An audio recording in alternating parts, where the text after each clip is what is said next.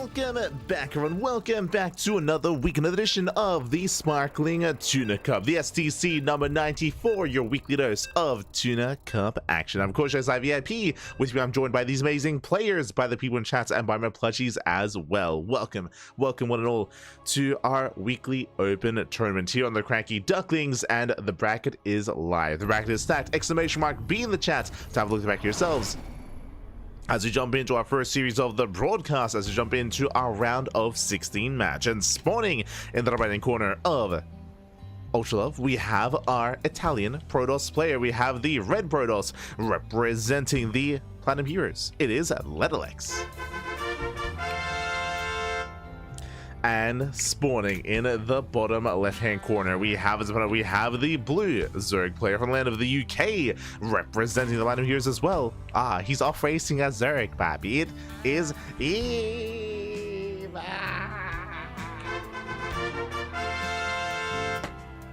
And if you're in the chat, you know what time it is. Gamba time. Predictions are open. Place your bets on who you think you will claim the series. Just a look in the chat as we jump into our best of three. Whew, and it has been an intense day, Bob. It's been an intense day of StarCraft here. I mean, again, we were just going over it in the chat, but alas, we costed 11 hours straight of Cheeseadelphia.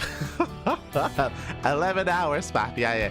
And remember, it was 11 hours of Cheeseadelphia. Before that, it was 2 hours sleep after Sea Duckling Open, and then before that I had 1 hour sleep before KSL. So it was KSL, slept for an hour, SDO, slept for 2 hours, Cheeseadelphia, 11-hour cast. Bam. And we keep things going. Well, let's go. The show will go on. One of these days I'll get a proper 8-hour sleep. It'll be crazy, man. It'll be crazy. Which should be today, to be fair. It should be today. Again, of course, we had to wake up after Cheeseadelphia for the Sparkling Tuna Cup. We are here, we are back, we are live. But we do not have a cast tomorrow morning, so I should be able to sleep in, potentially, maybe. Hopefully. Fingers crossed, fingers crossed. I believe there's no cast tomorrow morning, so we should be okay. Despite that, wait, do we not have a cast? Hold on. I could be losing my mind. No, we do have a customer. Never mind. I don't know why I thought we didn't. I don't know why I deluded myself into believing that we had tomorrow morning off. No, never mind. We're gonna be casting GSL. We're gonna be casting GSL tomorrow. Of course, the GSL Group Stage 2 was this week, and is even wrapping up as we speak. But we're gonna be going over those GSL matches and those GSL replays over the course of the week, starting tomorrow morning. In around 14 hours time. 14 hours time. Until then, though, we're jumping in. So far, so good. Stargate opener out of Letterlex, going for a standard opener. Likewise, Hatchback Spool out of Eva. Nothing crazy, nothing wild, nothing out of the norm yet. So we're getting into our first game of the broadcast. So jumping into our first game. So far, so good. When it comes to our setup behind this here, I'll be honest, I actually haven't casted much of Letterlex. I mean, I've been watching Letterlex from afar in the sense that we've been seeing Letterlex achieve a lot of results and achieve a lot of accolades when it comes to online open tournaments, specifically MMR restricted tournaments as well. Letterlex is more of an up-and-coming player in the European region, still rising through the ranks, and does often play in Passioncraft Emerging Stars or in the OSC Elite Rising Stars as well. Those are the events that he typically does compete in. And we'll see how he does compare here to one of the more established players in EVA. We're going to be going for a Robo opener. Okay, so Stargate Oracle into a Robo. This is not normal. And this feels like, I want to say, a Twilight Council into a Temple Archives into an Archon drop. Yep, there it is. Twilight Council. Twilight Council on the way. Again, seeing the Robo screams Archon drop. The reason for this is that you would make the Warp Prism, you would make the Temple Archives. When the Prism gets across the map, you do have time to warp in your High Templar, morph in the Archons, and commit to the delayed Archon drop.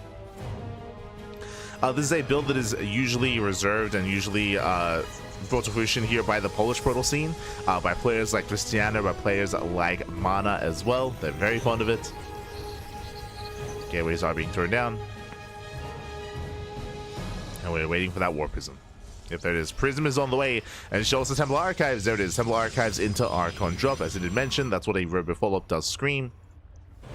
and we'll see how Eba compares. Behind this, ooh, stasis went, okay, stasis is gonna be going off. Do we get the layered? Oh my god, the layered stasis trap, a rare sight, but very nicely timed there from Ledlix. Oh my god, Papi, calm down. Esther Ledlix. Very nicely done. With that does catch the stasis. For those that are unaware, you cannot stack stasis traps. If you stasis a stasis unit, it does nothing. It triggers a stasis, but the duration does not stack up. So you do have to, if you want to try to catch units multiple times, you want to try to line it up so as the stasis runs out, bam, you hit them with the fresh stasis. And again, very nicely lined up there from Ledlix. Again, it is rare to see, as it can be hard to time. And hard to be able to get in position to pull that up for a second time as well. Meanwhile, here comes that Archon drop, headed for the mineral line, headed for the drones. So far, Ledlix popping up. Likewise, trades well against the Zerglings. Perks on in. Oh! Does threaten the mineral line. That's nothing major, catching out the Overlords. Shaves off the Zerglings, takes out one of the Overlords as well. Decent damage. Again, that's what you're looking for here, is Overlords, Zerglings, maybe a drone here and there, maybe a queen here and there, denying creep. Meanwhile, Eba, he is going to be committing a little bit harder. Still droning though. Still droning, still saturating. Does have a decent amount of laying roach to try to keep down those Archons.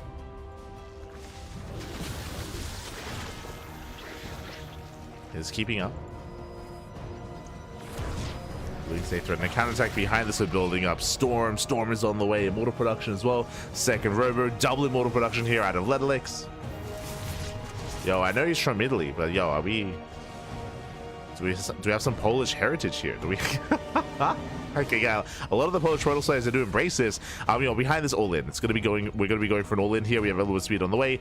Going for a German taxi. We're gonna be lighting up. We're gonna be loading up, I should say. Loading up to commit across the map.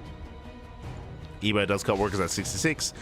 Typically we see a fourth base with this just for larva, but this time there is no fourth, there is no extra larva, just straight up 3 base all in out of Eba.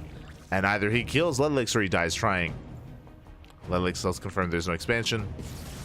Does what the army, does see the massive amount of roaches, that is a tell. And back it up, what do we need? We need shield batteries, we need more shield batteries, more cannons, more stack defense. We have so far 2 shield batteries and 2 cannons here towards left hand side. But is that going to be enough? There's 1 shield right here at the natural, and here comes the all-in. Queens are walking across. Prism going to be zoned back. Again, Eba does commit. Archons, they're buying some time. Prism takes a lot of damage. Rajavka pushing forward. There's the first Storm. Storm is buying some time. Oh! Another juicy Storm. Good connection. Good connections from the Storms. Yeah, the Ravagers take a lot of damage. Whilst they do graze the army. The Immortal's going to be going down. Fighting out of range of the shield battery. Has to pull back. Has to pull away. Here comes another Storm. Yeah, another massive Storm. And Eba does take the Storms to the face. Do we have one more Storm? We do not. Uh-oh. High Templar gets surrounded. High Templar is surrounded. We do see Ledlix does overextend. Immortals are going down. And Eba looks like he has still done it. Yeah, he breaks through the main army, pushing into the natural. Ravagers are now morphing in. Zell's take collapse from behind, but there's just not enough. There's just not enough Protoss. Not enough here. Again, if we had maybe 1, maybe 2 more Storms, likewise if we had more shield batteries as well. But down goes a Robo, down goes everything in the natural. It all gets powered. And Eba, he has done it. GG gets called. Eba, he will bust on through, and Eba will take game number 1. Whew. GG. Eba does take a lead in the series, again committing to the 3 base all-in. We saw that Ledlix, he was able to have some decent Storms, don't get me wrong, but again he was fighting out of range of the shield batteries. One of the notes did take some biles to the face as well, did bleed out a lot of units, and every unit is that much more crucial for Ledlix. It was also a little bit unfortunate as well that he was committing hard and he was fighting without his stack defense. I'm referring to his cannons. He had, I want to say, 3 cannons at his 3rd base, but that's the difficult thing about this map, specifically Ultra Love. The rush distance background is short, true, but because of that area in between the natural and the 3rd base, you can pick and choose where you want to go. Like as the aggressing player, you can commit your all-in up the ramp to the left into the third, or up the ramp to the right into the natural. And as a Protoss player, you have to pick and choose, and you have to try to set up your static defense to defend both locations. Otherwise, if they notice one area is weaker, that's when they can focus. That's where they can focus their attention. And here it was the natural. Like, the natural was a weaker position, and the natural was broken. That's also where all the production was, all the robos. So I mean, that was even more crucial to maintain. And with that, GG, well played. Iba does take a lead, and now we're getting game number 2. Let's go.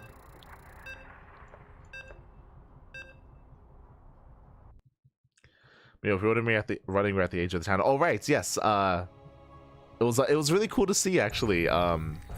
There's a command in the chat, follow age, so you can see when you started following the channel, and yeah, it's crazy putting things in perspective. Shout out to iStat and Psycons for 5 years and 2 months each for the length of following the channel, which, yeah, would have been in the first quarter of 2020. And of course, Kura with the stats there. We did start our channel back 7 years ago in 7 months, coming up on 8 years of CranKy Ducklings. Crazy, baby, crazy. So we did create our channel. Here we go. Spawning in the top left-hand corner of Incorporeal, we have our red Protoss player. We have our Italian Protoss player. Down in the series, we'll see if he mounts back. We'll see if he can recover and make a series out of this. It is Ducklings. And spawning in the bottom right-hand corner, we have as opponent, we have the blue Zerg player, from the land of the UK, representing the Platinum Heroes. It is Eva, leading the series 1-0. Let's go. Hatch gas pool, say they're open out of Eva. Likewise, Letix going for his own gate expand. And what I will say is that if Letix does go for the same build, does go for the same style, I do favor that more here on Incorporeal. This map is larger map, longer rush distance by ground. Likewise, more defendable 3 and 4 base setup, and as a result, we'll have an easier time defending, and at all in, we'll have a harder time succeeding on this map on Incorporeal. Go.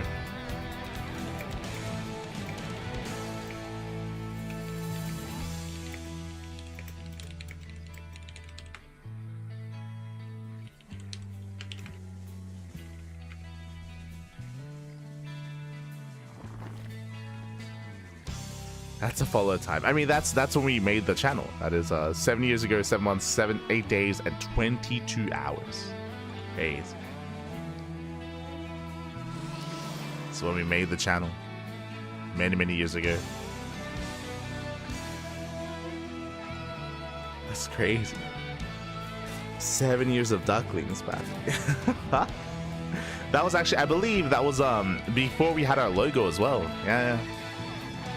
Fun fact, our logo that we use here was, of course, commissioned a little bit later.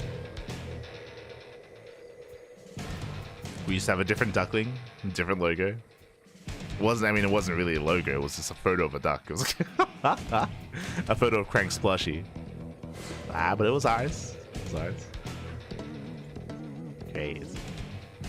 For now, there's Stargate Opener at Letix, going for an Oracle.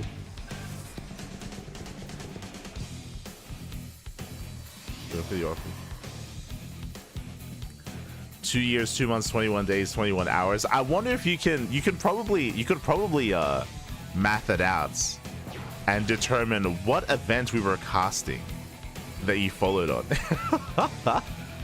It's crazy. What drew you in? Was it the ESL Open Cup? Was it a Warty TV Monday? Wasn't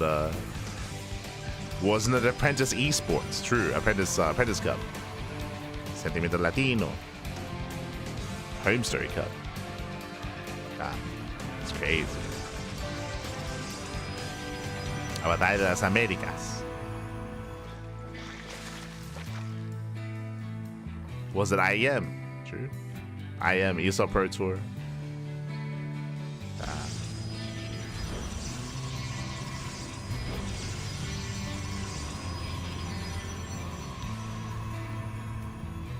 As of now, Once again, they have the same build. Do you see what I see? I see Robo, Twilight Council, so Stargate Opener into a Robo, into a Twilight Council, into a Temple Archives, into an Archon drop. So same build. Oh, never mind. That's a Gateway Explosion.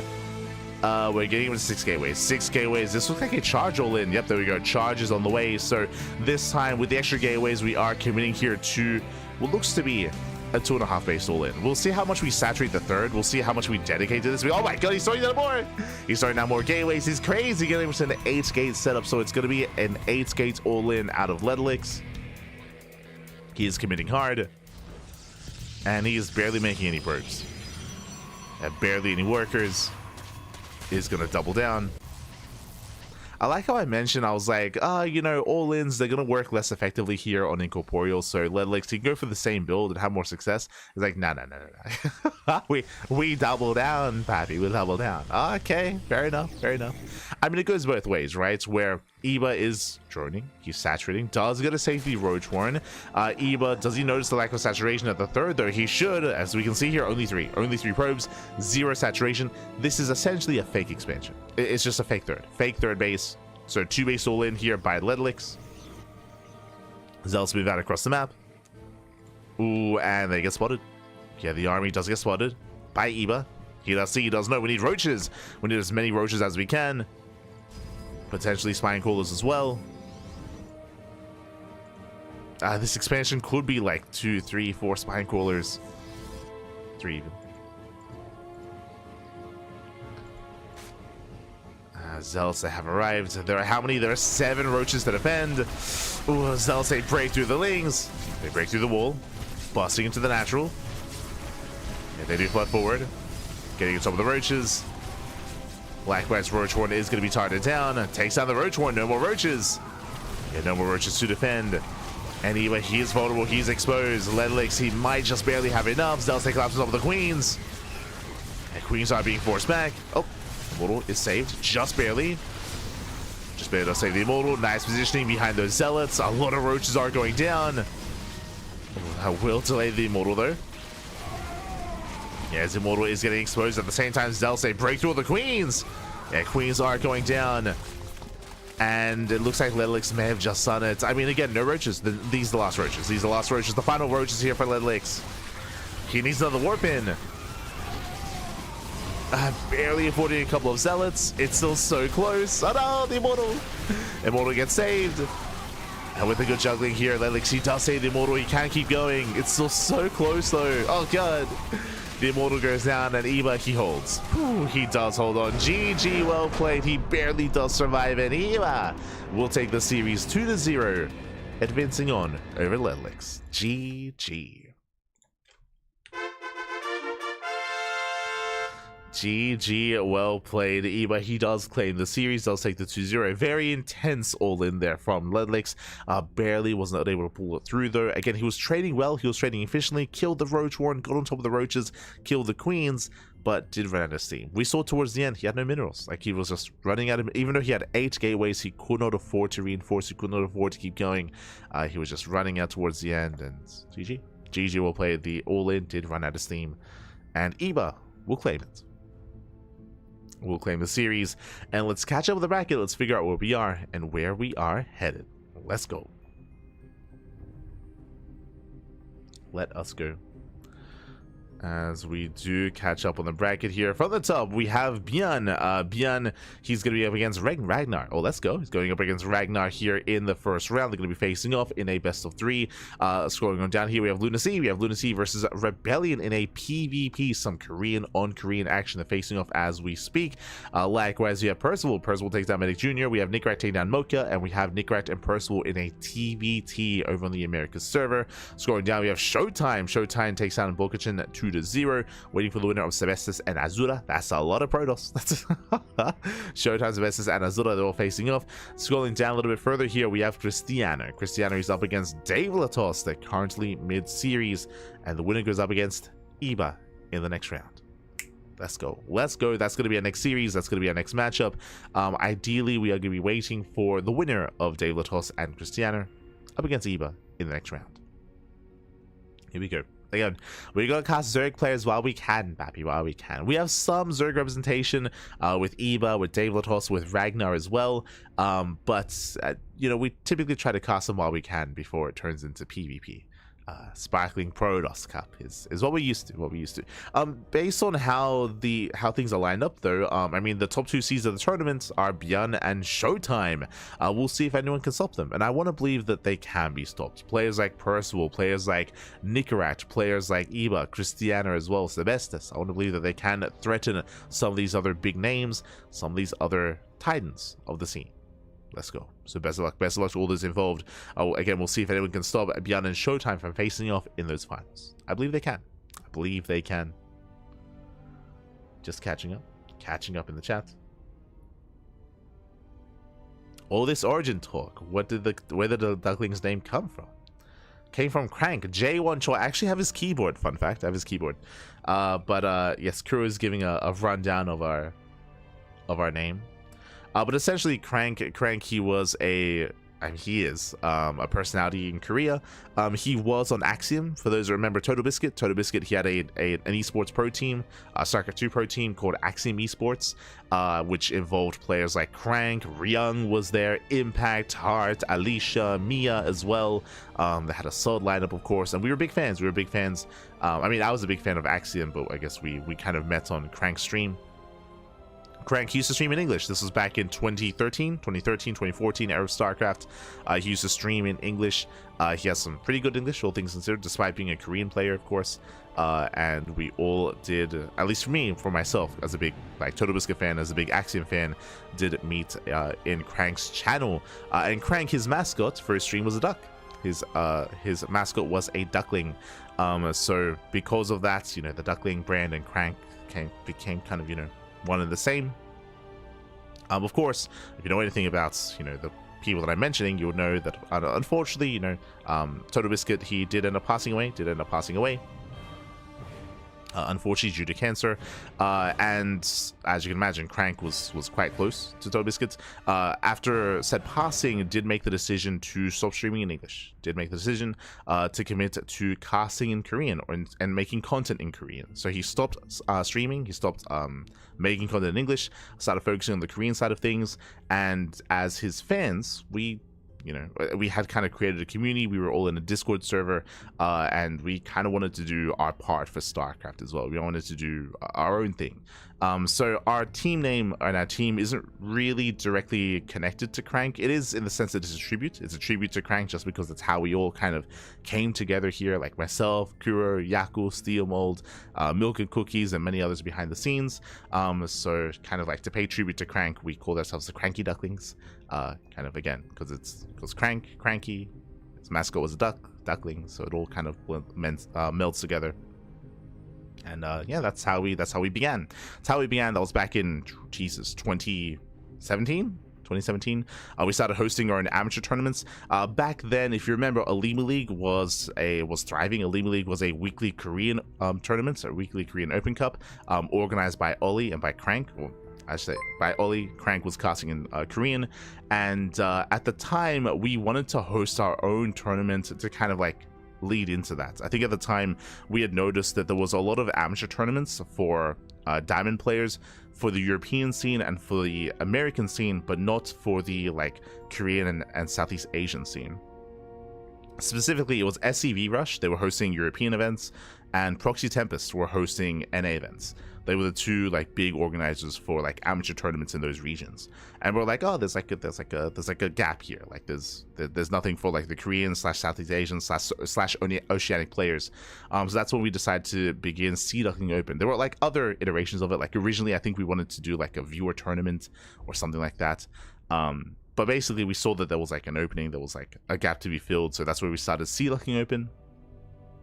That's when we started our tournaments, and I remember originally I think we were floating the idea of it being like a Alima League Code A, like leading into Alima League. In the end, we decided to like do our own branding, do our own thing, but that's how we started our first tournaments, and that's what we started casting. We started casting like tournaments for Diamond players, for Diamond, Bronze, Platinum, then eventually branched out into everything else. Eventually. Yeah, 2017 when we started to organize. There you go, there you go. 2017.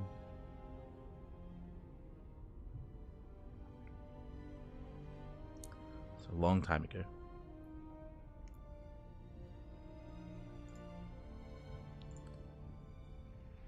So we started with amateur tournaments, and then eventually we noticed that we would work on other things in the scene. Like we were working on like the unofficial StarCraft Esports Twitter accounts, and we were creating like sign up lists, and we noticed that there were certain tournaments that were being run that didn't have any casters, like Copa America, Centímetro Latino, VTL. Basically, there were a lot of tournaments in the Latin American and Southeast Asian region that didn't have English coverage. Like they were just running, but either in other languages or no coverage at all. So once we noticed that, we're like, hey, like no one's casting, maybe we should cast. Like, like if no one's gonna do it, then we'll do it. And then, you know, so began the streak of the CranKy Ducklings casting everything, man, casting everything. But I think we first started casting VTL, which was the Vietnamese team league. And then after that was Copa America and Centímetro Latino and all these other tournaments. You should cast Epic Land. They have casters already. Iba. What are you talking about? They have their casters. That was the Vietnam team league. Yeah, that was in 2019.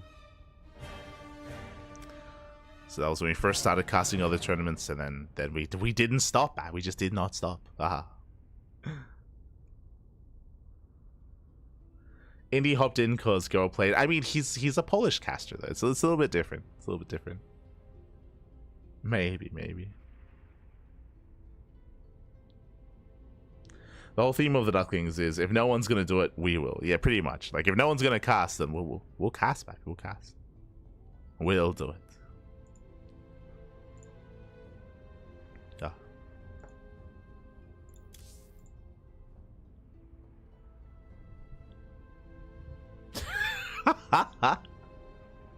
Kappa. Iba. Didn't they bring you onto the casting catch at one point? Didn't that happen? Iba. Shaking my head.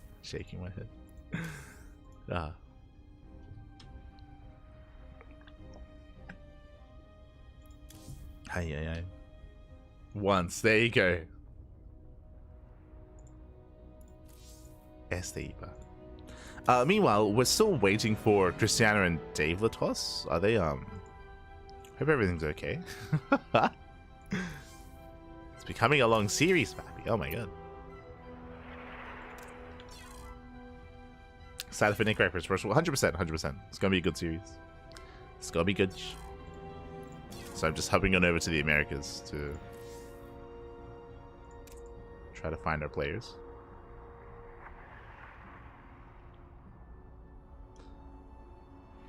Yo, you got cash on your Wikipedia page? Let's go.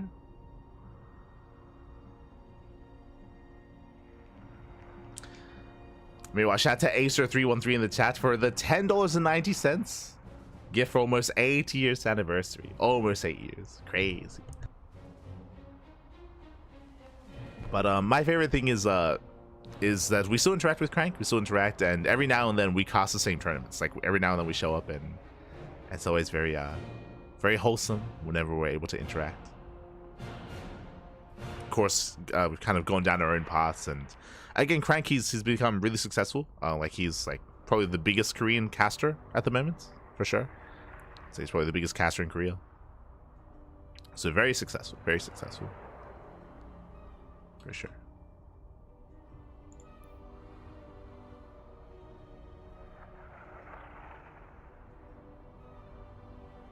He's now a manager, just like Mana. True, he is also a manager as well, yeah, for Team Vitality.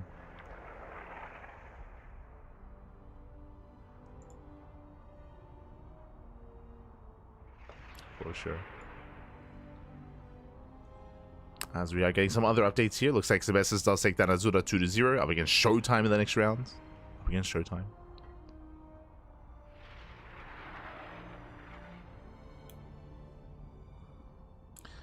But I suppose we will have a bit of downtime. We have a little bit of downtime here.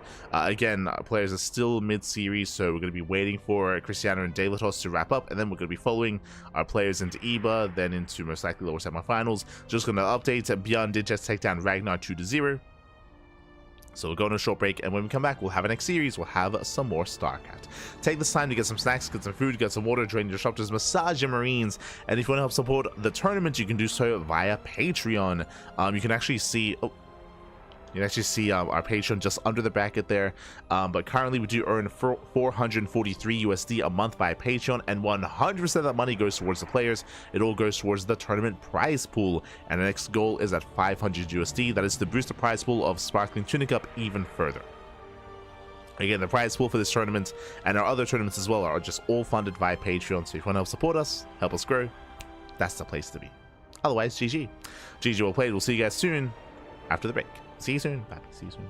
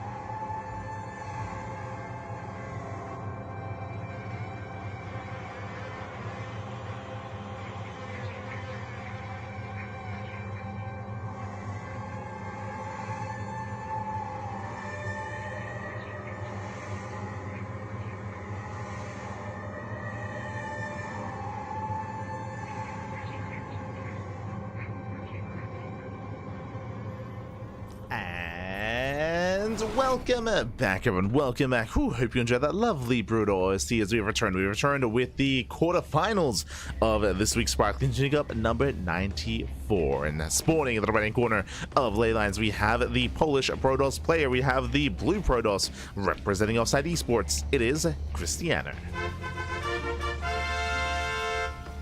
And spawning in the bottom left-hand corner, we have his opponents. We have the red Protoss player, sorry, you have that Zerg player. Sometimes he's Protoss, but here, off racing a Zerg, representing the London Heroes for the land of the UK. It is Eva. Eva, let's go. And if you're in the chat, you know what time it is. It is Gamba time. Predictions are now open. Place your bets on who you think will claim the series. Especially like in the chat as we jump into our ZVP. It has been far too long. Again, Krystianer, he's been a little bit less active. As of late. He used to be a full-time regular here when it comes to our online open cups, but in recent weeks and recent months has been taking a bit of a step back here, has been a little bit less active. Of course, was busy traveling, you know, going to Bulgaria, going to Star Zagora, competing in other tournaments, focusing on EWC qualifiers, but now has made his return. Now he's back, and we'll see how far he can go. Let's go. Coming into this, I would say that Krystianer is favored. He is dubbed Krystianer. I believe he still has the record for the most Sparkling Tuna Cup wins under his belt.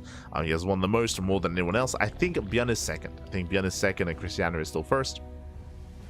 But again, is going to be coming in as a heavy favorite. We'll see if Eva can stop him. For now, Hatchgas Pool, standard opener out of our Zerg player. Likewise, standard opener out of Krystianer as well, going for what should be a Stargate follow-up into what exactly? Now, if you recall, when we were covering Ledlix, we were referring to the Archon drop and how it was embraced by a lot of the Polish Protoss players, by Mana and by Krystianer, and a little bit by Geralt as well. And we could see that here as well. We could see that here. Our eyes are peeled, looking and waiting for the Robo after the Stargate. Stargate is thrown down.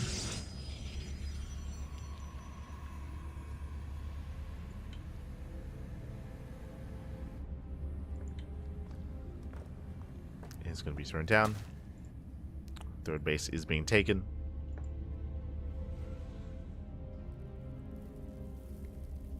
$10K on toss. Ah, God. The Kamba is real. Calm down, Pappy. Calm down. I mean, Eba's also been improving, right? Eba has been improving a lot. I mean, in recent times, we've been covering a lot of Eba versus Creator, and he has been taking maps, like, time and time again. Not series, but has been making Creator work for it, 100%. It's been impressive to see the growth of Eba in recent times.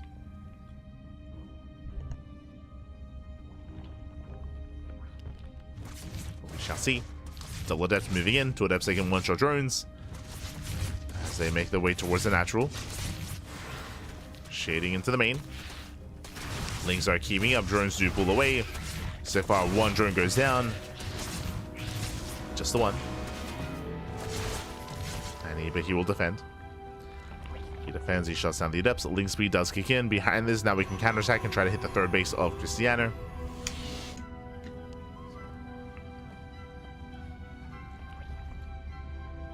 Bearing in mind, because the Adepts were thrown away, that means the third base is exposed. But there aren't that many links left over. Only 4. Only 4 Zerglings. Adept is in position. At the same time, Oracle pokes in, but the Queens are ready, and the Queens do defend. Queens there to fight the Oracle.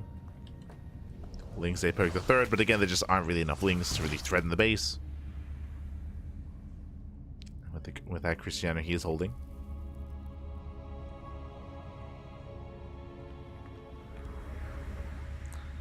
Is holding on and going for a standard follow-up. Okay, I was expecting a Robo, but no, we have a Twilight Council, we have a Forge, going into +1 and Blink, not into Archons. Okay.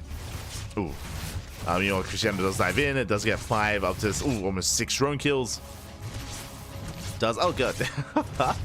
A bit of miscontrol there, but there we go, does get up to 6, does take some extra hull damage though. Ay, ay, ay. Yeah, get a little bit of miscontrol there from Krystianer to target down the Queen for a moment. Wasn't quite able to get the drone, but does survive. Does barely survive. Eva behind this, still droning, still saturating. Laris on the way.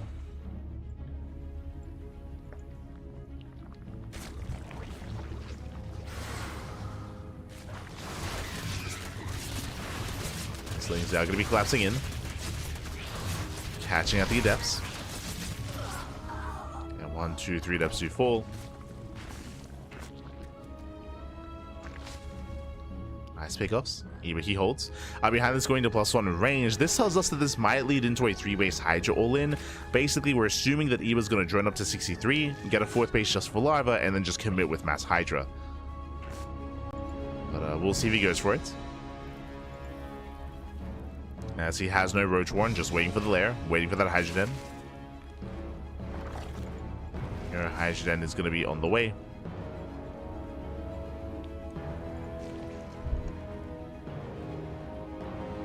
Meanwhile, Krystianer is still playing standard. Getting into a couple of gateways. Now taking up in towards Storm. Getting in towards a longer game state.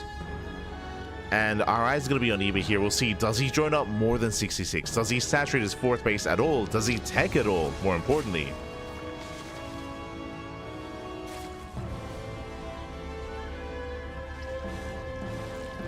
So far, getting up. Getting up to 3 bases.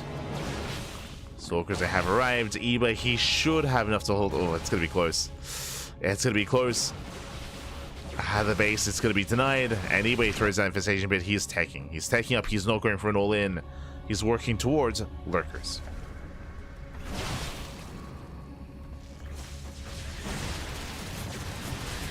As things they try to collapse in. Stasis goes off. Brutal connection. Stasis on the Zerglings. They try to come in from behind. So far, Krystianer does hold his own. Eba expanding elsewhere. Takes the northern 4th, but this is a late 4th base for Eba. Momentum is going to be on Krystianer's side as he rotates over. There's that lurker den that we spoke about. Again, Eba, he's working towards that hive, working towards lurkers. Eba needs more time. More importantly, Eba, he needs a 4th. Oh, as he can try to punish that blink. Link's collapsing in. Gonna be forcing a recall. Ooh. Nice blink there from Krystianer. He does barely get away. Or because they shut down the Zerglings. And Krystianer doesn't lose a single Stalker. Ay, ay, ay. Doesn't lose anything. Does pull away in time. Does hold. Does hold on. Meanwhile, there's that hive. Hive is halfway done. 4th base is now being established. I will say that Krystianer does have the economic lead. Again, it was pretty huge to see Eba was forced to cancel and forced to re-expand. So Eba's economy is late. And Krystianer, he's popping off. What's terrifying here, there's going to be a window in time where Krystianer can push with Storm, and the lurkers, they aren't really there yet. There's one lurker on the way. Hive is still not yet done. Lurker upgrades are missing. Right now, Eba, he's vulnerable. He needs more lurkers. And without lurkers, he does not hold against this. No shot. Not against this many storms. There's 6 High Templar with at least 1 storm each. Again, there's only 1 lurker. Krystianer, he doesn't know that. True. Until now. Yeah, there's Revelation. First lurker goes down. Brutal storms on the Hydras, and he has done it. He breaks through the lurkers. It's only Hydras remaining. And Hydras, they melt against this army. Assuming we landed with the storms. Oh, 1 High Templar goes down. Storm on the Zerglings. Nice splits. Nice splits towards the end. But again, there's no lurkers. There's just no lurkers here. This army just mows through Eba. Eba cannot hold his own. Without lurkers, this army does nothing. It does nothing. It achieves nothing. Oof. Zoning Storm doesn't quite connect. Nice kiting here with the Hydra. Oh, good. Nice kiting, but GG gets called as Eba is overwhelmed. And Krystianer, he will take game number 1. GG. GG well played again. As we mentioned, there was that window in time where Eba, he was vulnerable. He still had no lurkers. He only had 2 lurkers on the high ground and 2 lurkers. That is not good enough. With Storm, with Archons, with Charge Lots, with that kind of robust army, without lurkers, it's a tough hold. You can defend with a Roach-based composition, with like Ling Bane, Roach Ravager. You can try to hold on, but with Ling Hydra, you saw just how flimsy the army was, how vulnerable it was, how quickly it would go down. GG. GG well played. It's a very fragile composition, and with that, Eba is toppled over. But now we're getting into game number 2. Let's go. Jumping into game 2. Game 2 is going to be on Percival.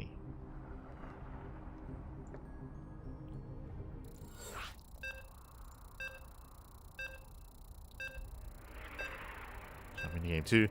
Game 2 Percival is going to be a bit of a smaller map, shorter rush distance by ground, more direct rush distance as well. So if Eva were to be more aggressive, something more roach based, we could see that be successful here.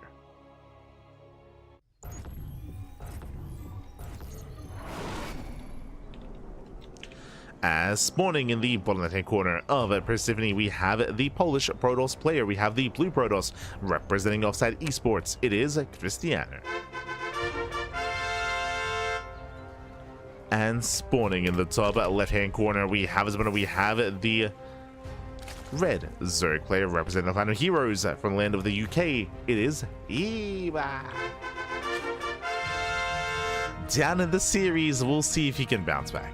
We shall see. Again, last game did end relatively abruptly. As we mentioned, like there were no lurkers to defend, no roaches to defend. The army just crumbled. But I'm sure we'll see a very different kind of dynamic here coming into game 2. As we mentioned, we could see Eva commit into roach play or go for an earlier timing. We'll see how he will adjust his approach.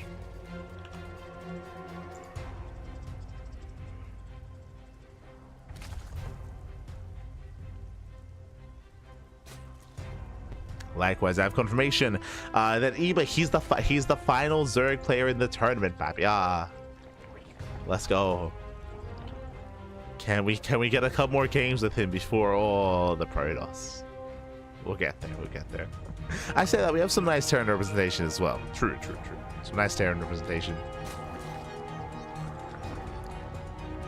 So we'll see how this series does unfold. For now, Hatchcast Pool, standard opener out of Eva. And likewise, we're expecting a Stargate out of Krystianer. He's not really one to go into Twilight Council glaive openers. Isn't really his style.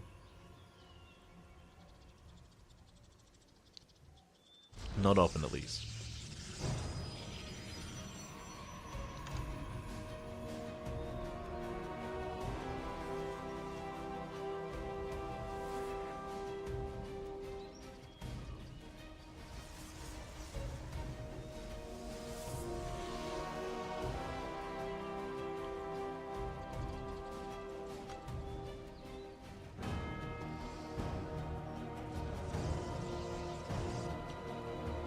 For the storm, let's go.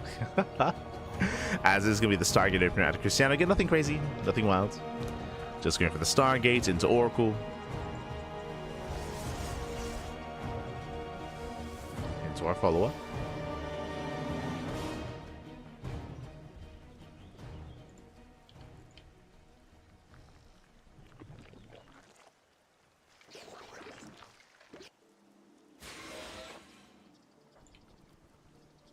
Likewise, Eva getting ready with his Lings. Keeping up with the Adepts. Claiming his third base. Nothing crazy, nothing wild. Basically, what we're waiting for here is to see if Eva does skip his Roaches again. We're waiting to see if this is going to be a Roach Warren, early Eva Chamber, +1 melee.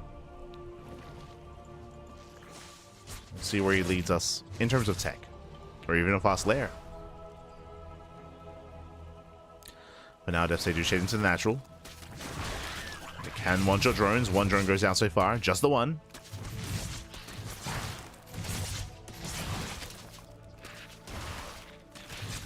Let's get the one drone. Link Sweet does kick in with that. Shuts down both Adepts. Not bad. Takes down the Adepts. Does defend. Oracle's on the way. Back here in the main, we do have 2 queens in position. 2 queens in the main base. And likewise, 1 queen and a spore at the natural. We have tools to defend. Despite that, 2 drones do go down. Nothing major, just 2. Getting a lot of hold damage there on the Oracle. With that Eva, he does defend. Claims his third base. And we'll soon see our tech of choice. Likewise, Krystianer as well. I was mentioning earlier how he was known for Archon drops, but we have yet to see that here in this series. Again, we had more of a standard opener last game, and same, I can say here as well. Twilight Council on a Forge, +1 on Blink. So standard follow-up out of Krystianer. Just like the last game. Just like game number 1. Meanwhile, from the side of Eba, just droning. We're waiting for the 5-minute mark to see if we go for a safety Roach Horn. Otherwise, we could go Ling Hydra again.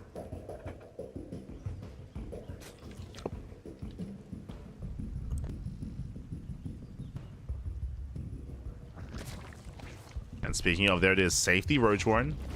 Now, just because it's Roach Horn doesn't mean we have to commit into Roach play. This could just be for safety, and he still could just go into Ling Hydra. But there is no Eva Chamber. So, without an Eva Chamber, without +1 melee, this is looking more committed. This is looking more Roach heavy. Ooh, does cancel, okay. Cancels the Roach Horn, starts off the Eva Chamber. Never mind. Which means we could see the same style. Let's see the same style once again. As 2 more drones go down. Good reaction here by Eba. Does pull away in time. Keeping up with the oracles. So far, so good. Still droning. Lair is now complete, so this should lead into Hydras. But what I'm curious about is, do we go into +1 range or +1 melee? At this point, it should be range.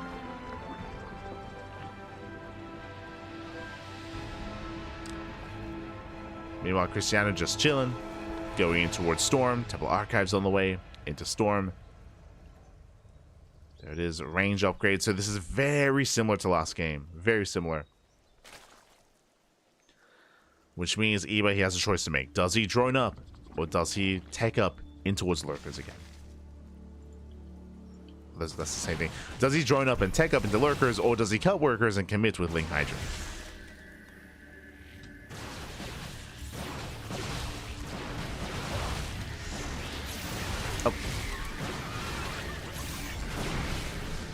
Zerg lanes are deflected. Once again, the 4th base is denied. I'm getting deja vu. 4th base goes down. Eba retaking his 4th. Is droning. And is teching. This is just like game 1. With Eba taking up the Lurkers, but once again, Eba, his 4th base was denied. So a really rough start for Eba. Trying to catch out those Stalkers.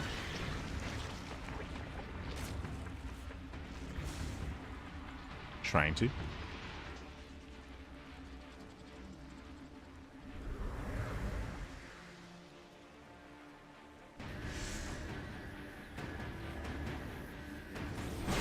Krystianer does move in. He's looking for another gut. Will cancel for a 2nd time. Ay, ay, ay. This slows down the economy, slows down the production here of Eba. Behind this, working towards Lurkers. And the question becomes, can Krystianer hit to be full Lurkers once again as he's getting cornered? And this time there's no escape. This time no escape.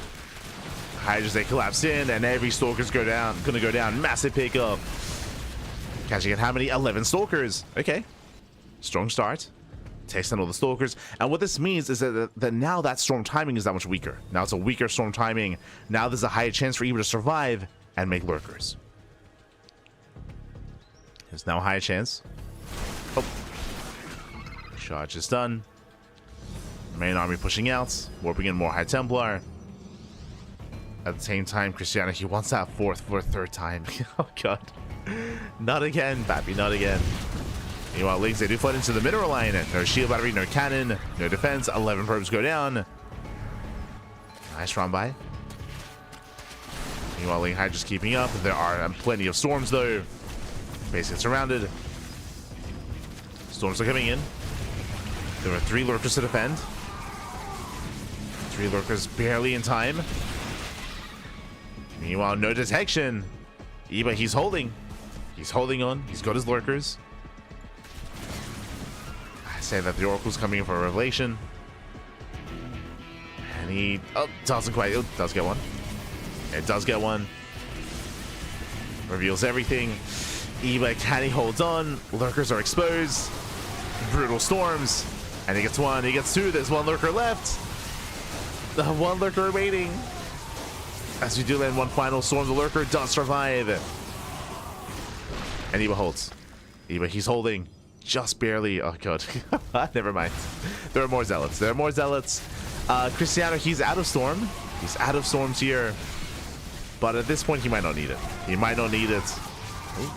Never mind. Yeah, without storms, you can see here, Krystianer running out of steam. Running out of momentum. Has to pull away, has to back up. And Iba does survive. Whew, okay. Iba, he does survive just barely. Did lose a 4th base in the process. It was still a shaky defense here for Iba. Shaky. But he's surviving. Krystianer behind this, backs up, gets his own 4th base. His worker count is a little bit lackluster. He lost 11 probes earlier, if you recall. Did lose a lot of workers. But, oh god, these pushes, they look terrifying. It's one of those things where Iba, he barely survived, just barely. But his army hasn't really gotten any better here. Lurker upgrades are still in production, and how many lurkers does he have? 2. Soon to be 5. The lurker count is still very low. Not good. Yeah, Iba not quite in position. Storm's coming in. Yeah, one lurker goes down. He gets 2. There's 1 lurker left. They coming from behind. Brutal storm. That lurker is holding its own. Takes down an Archon. Iba holds.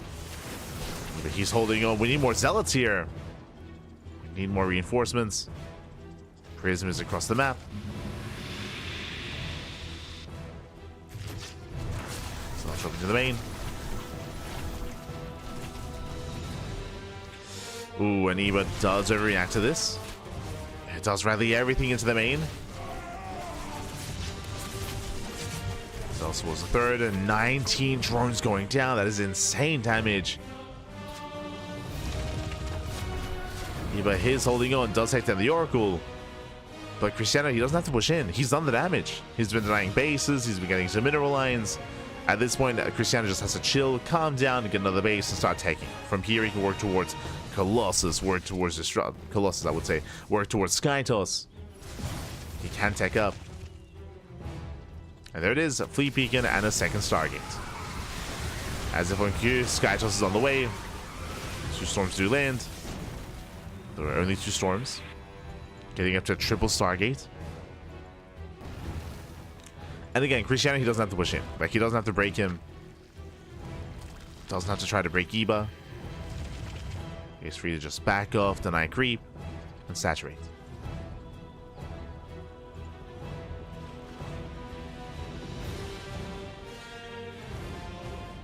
As Krystianer, he does have a lead. Where he can lose that lead is if he does overextend. But we're playing with fire right now. He's got storm. Does have some storms. Nidus on the way. I do like this. Again, Iba, he knows that he's in a really rough position. He knows that he's behind.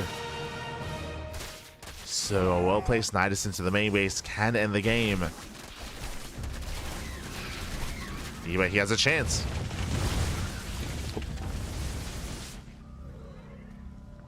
Worker upgrades are ready. They are done.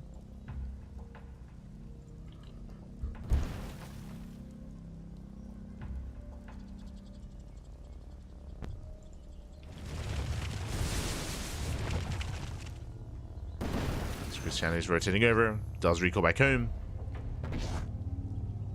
Carriers are on the way.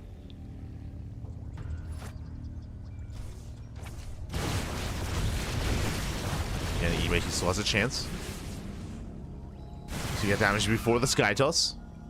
He's up to how many? He's up to 15 lurkers. That's a lot of lunkers. That's a lot of lunkers here. Iba setting up the run by. Setting up the counterattack. What's going on?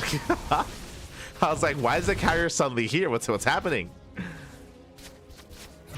Carrier does survive. Bottom right, that's going to be a cancel. It's going to be a cancel. Lurkers are being cleaned up.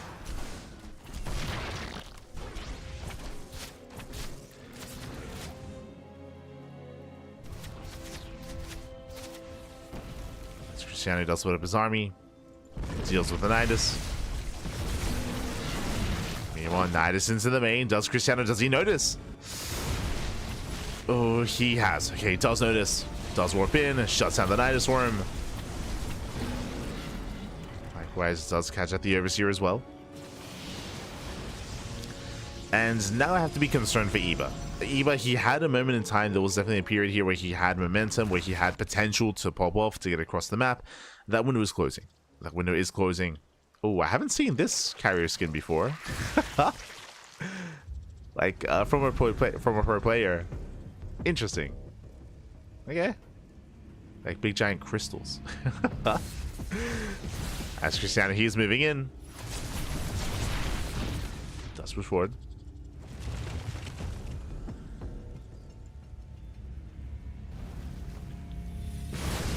And it's mainly Lurker here. Where are the Storms? Yeah, Storms, they pop up. They shut down the Hydras, and Krystianer is just going to walk his way through this. Again, the carry count is too high. We spoke about it. Lurkers, there was a window in time where they could be effective, but not anymore. Not against Skytos. GG, and Krystianer, he will overwhelm. He will take the series 2-0, advancing on to the semi-finals. GG.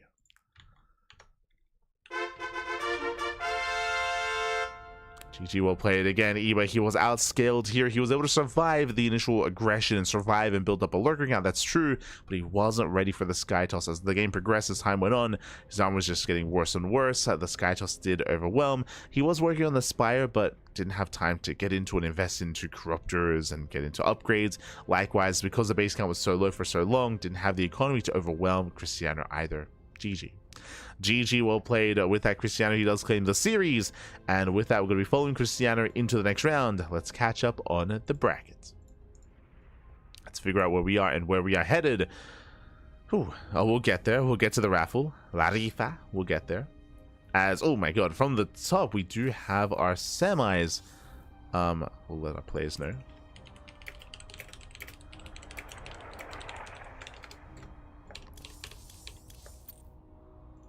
We'll let them know.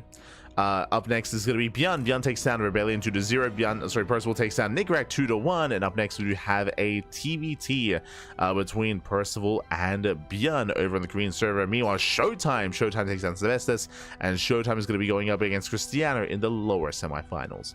Now, the upper semis was ready first, so we are going to be switching on over into the TVT, and we have a TVP finals confirmed. One way or another, it's going to be one Terran and one Protoss, but which pairing yet to be determined. Let's go.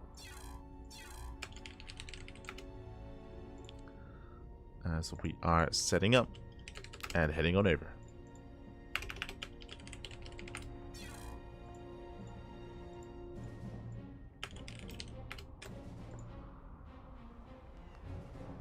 Just very quickly setting up all the players.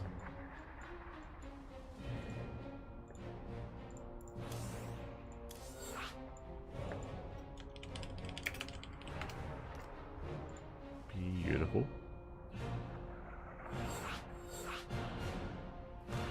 As the videos are done, the lobby is ready, and we will soon jump into ByuN versus Percival.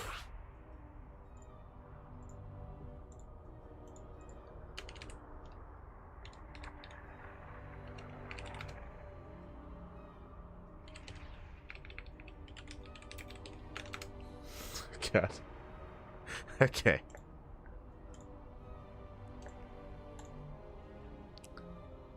What race is Percival Terran? So TVT. TVT. We have two Terrans in the upper half of these, or in the upper semis, and two Protoss in the lower semis. Let's go.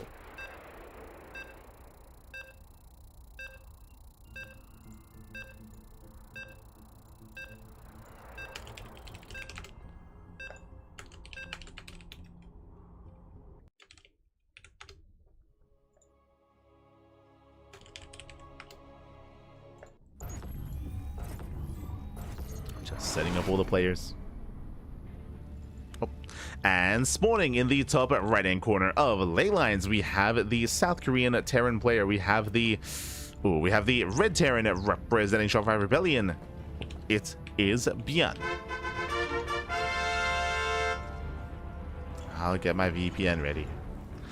And spawning in the bottom left hand corner, we have the blue Terran player. We have the blue Terran. We have the South Korean Terran representing Team Little Fairy. It is Percival. And if you are in the chat, you know what time it is. It is Gamba time. Predictions are open. Place your bets on who you think will claim the series. Best of luck in the chat as we jump into our fresh best of 3. Let's go. Now I do apologize. As you can see here, there's just some stuttering happening in game. It doesn't really have to do with our internet, but it does have to do with our connection to the Korean server. So I do apologize. This is not affecting the players. Bear that in mind. The players are perfectly fine. This is just on our end. After this game, I will turn on a VPN to make sure that this is a little bit more silky smooth. Do apologize. Feels Korean server, man. But now though, we're moving out. Now we are moving out. When it comes to our TVT, when it comes to this matchup here, Percival, he does have it in him to take maps. We've seen him take maps before against players like ByuN and Percival. I don't know what it is, but I guess it's because they're so active. But ByuN, Percival, and Bunny have all been playing very often as of late. Whether it's in qualifiers, whether it's in open tournaments as well, they just play so frequently, and they often do trade back and forth. Of course, Percival, he's still just, I would say, a little bit below them in the sense of how consistent he is as a player, as a Terran, but it definitely has it in him to make a series out of this, for sure, 100%. Does have it in him. For now, double gas to opener out of Percival, going for a faster factory. Meanwhile, ByuN going for a ranks expand, economic opener out of our red Terran, going for a single gas geyser instead. So we already have a bit of a divergence between our two players. Reapers are moving out, the SCV is here to tank the shot, and Percival, he's moving in. And we'll see if he can delay the CC.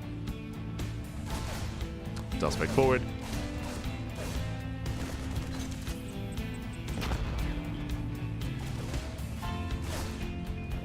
Does break in. Here, pulls away. And again, we'll see if he can delay the command center. Gets a couple of shots off, but he will not delay. Okay, the SCV will survive, and ByuN will hold. ByuN, he will hold on. Like piece behind this, getting to his own 1-1-1 setup. Percival going for his own delayed expansion.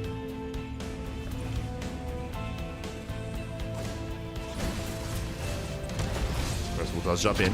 Oh.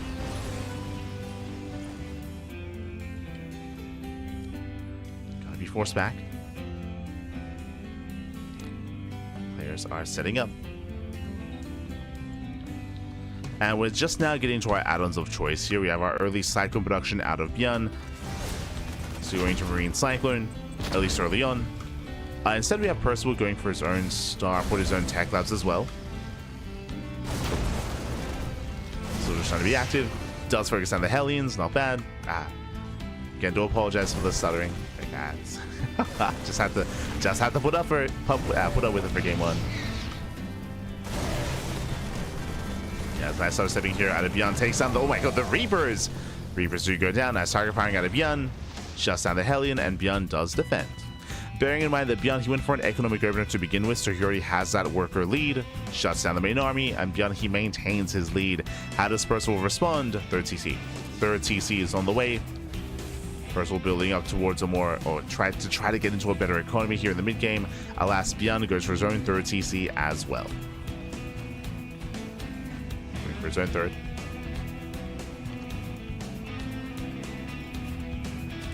Did while you're saying King of the Hill. He'd be a creator. He did. I mean, again, he's taken maps off of like some of the best Terrans out there, for sure.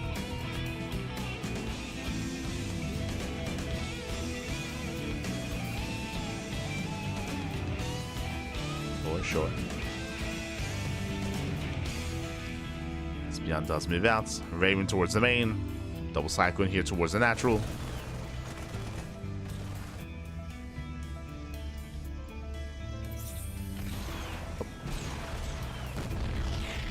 Once again, does out-trade Percival.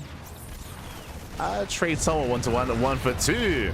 It takes out both Cyclones, does pull away at the same time, Raven into the main. Catching up more SCVs.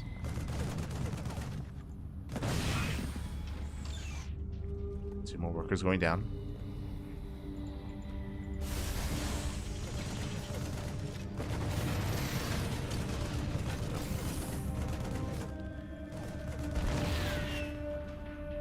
Not gonna lie, when I saw that both players took their third bases, I was like,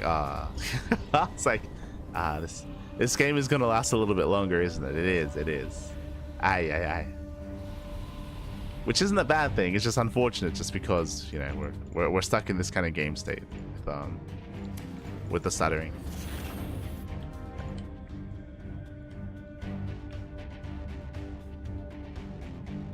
Smooch. As Percival, he does push. Bearing in mind, he does have interference matrix. Both players do. The goal here is to delay the third, and we'll see if he can. We'll see if he can delay the expansion.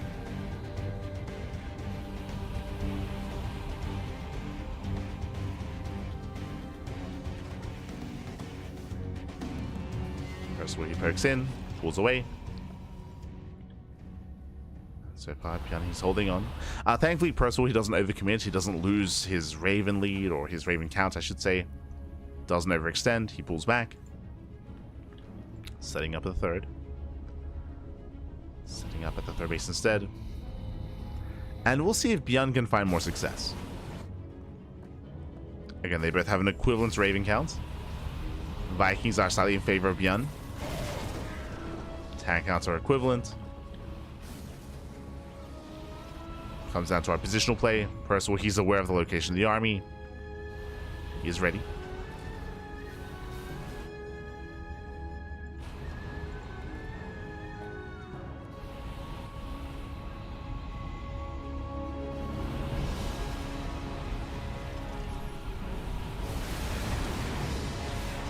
He is ready, looking for a way in. Does mass disable. Yeah, disables both the tanks.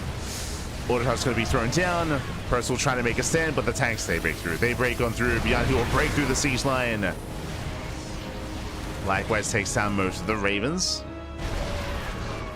Yeah, from there, ByuN, he takes the fight. He can just reposition, push towards the natural. Boys are being pulled.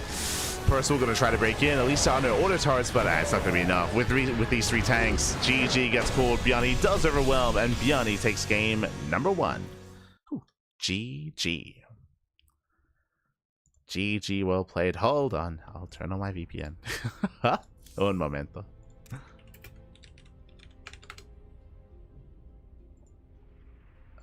Where do I connect to? Do I risk it? AU, Oceania, Azure.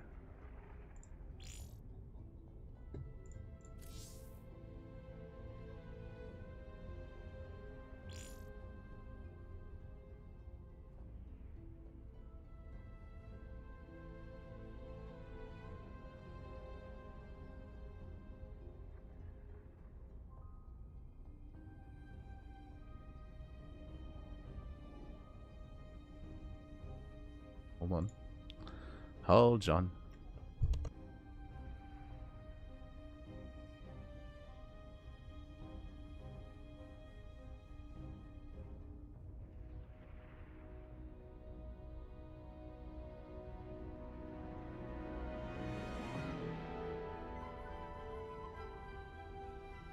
Okay, should be good. Should be good.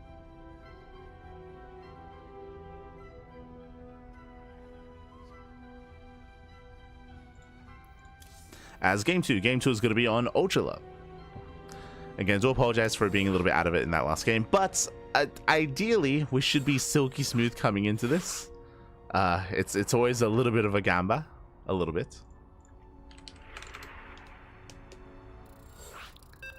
Just hoping that our node has a better connection. And here we go. We're jumping on in. When it came to the last game, again, we were quite neck and neck there. If you recall, ByuN, he did have the better economic opener, so he did have the slight lead. He was able to take the earlier or the better fight early on, and then was able to outposition Percival. That's what it came down to. And look at this. It's things like this that make me upset, because it's like, you know, Blizzard, just fix your routing. But here we go, spawning in the top right-hand corner of Ultra Love, we have the South Korean Terran player. We have the Red Terran representing Shopify Rebellion, leading the series 1-0. It is ByuN. And spawning in the bottom left-hand corner, we have the South Korean Terran player. We have the Blue Terran representing Team Little Fairy, getting proxy. Of course, they're proxying on the game where we're silky smooth. God damn it. It is Percival. And we're opening up with the proxy Nicoract. Just to once again reiterate, just for those who are unaware, why Game 1 was a slideshow and Game 2 is perfectly fine. Blizzard, the Korean server, specifically for StarCraft 2, has just really bad routing from Australia. So depending on the time of day, sometimes it's fine. I've noticed that like in the mornings and afternoons it's fine, but in the evenings the routing gets really bad. It takes you the long way around. I think it connects, I think it takes us to the Americas first and then to Korea. Like the routing to the node just goes all the way around the world. So if you use a VPN, you can specify your routing, you can direct it intentionally and just go straight to Korea, and then bam, and look at this. It's beautiful. It's like we're there. It's like we're in Korea. Huh. It's crazy. So yeah, the Korean server is a little bit broken like that. But yeah, it is on me because I should have just done this from the beginning, from Game 1. Meanwhile, Durex Reaper here out of ByuN. And likewise, we have our ranks expand economic opener out of Percival. So this is ideal for the Terran, for the red Terran. Ideally, you want to try to gamble a little bit here and hope that your opponent is going for something more economic, is not going double gas. So with this ByuN, he has the potential to overwhelm and to catch Percival with his pants down. Reapers are building up. And ByuN, he does head into the main. Does head in. With that, does get the SCV, delays the factory. Oh, and that is a brutal start here. Was going for the reactor as well. With that, he maintains the high ground, takes down the Reaper. This could be game. Yeah, this is game. GG gets called. The win condition, deny the factory, no Hellion, no nothing to defend, and GG. ByuN will take the series 2-0. GG, well played. Really unfortunate setup there from Percival, as unfortunately he was going for the reactor as well, so he was already going for a greedy opener, then cutting corners, delaying his own production. Likewise, his factory was exposed, and if you can never finish the factory, you can never get a Hellion. Without a Hellion, how do you hold? How do you defend? You don't defend it. GG, well played. With that, ByuN, he will claim the series 2-0, and now it's time to turn the VPN off and head on over to Europa. GG, well played. Wedding over to the European server here, and we do have our two Protoss players facing off. It's going to be ShoWTimE and Krystianer. Let's go. Let us go. Disaster. I mean, again, it was a bit of a gamble there from ByuN. As we mentioned, if Percival had blindly gone double gas, he would have been fine, right? It would have been perfectly fine. It is just this little rock paper scissors that can occur in TVT. Can occur.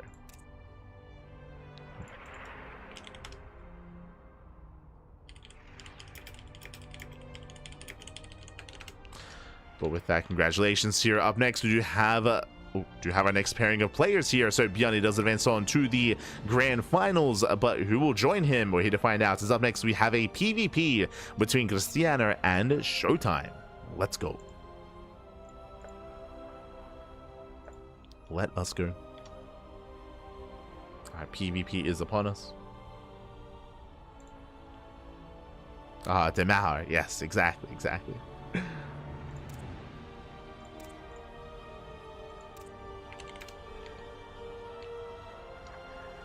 Getting into our Percival Protoss. Coming into this, ShoWTimE is going to be favored here, and ShoWTimE, did he walk that royal road a couple of weeks ago? I know this is his second time competing in our tournament in Sparkling Tuna Cup, but I can't quite recall if he won last time. I think he may have gone down to ByuN in the finals. I'll have to double check. But it was only a couple of weeks ago. Let's have a look. Yeah, there we go. I said a couple weeks ago.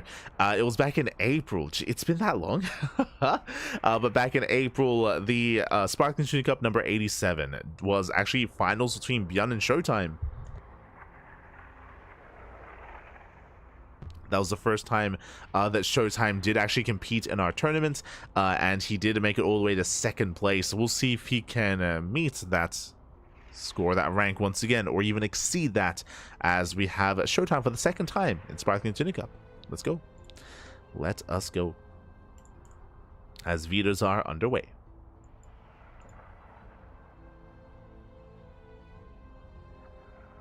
time flies when you're casting PvP all day. It's like magic. Unironically true. Like, I swear, it's like, oh, no, yeah, ShoWTimE, he played, like maybe last week. It's like, no, he played 2 months ago. It feels like it just happened, I'll be honest. Feels like it just happened. Smooch. It's been months, baby. It's been months. But it looks like our players need some time. Looks like they need a moment to set up, so we're going to be going on a short break.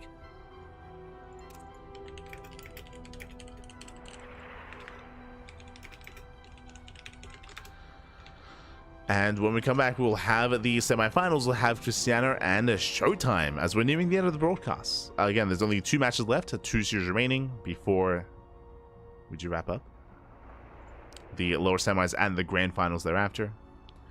Actually, because we do have a little bit of downtime here, we may as well. We'll wait. We'll wait for the raffle. We'll hold on to the raffle. For now, though, we're going to be going on a short break. When we come back, we'll have our next series. We'll have that PvP. See you soon. See you soon after this short break.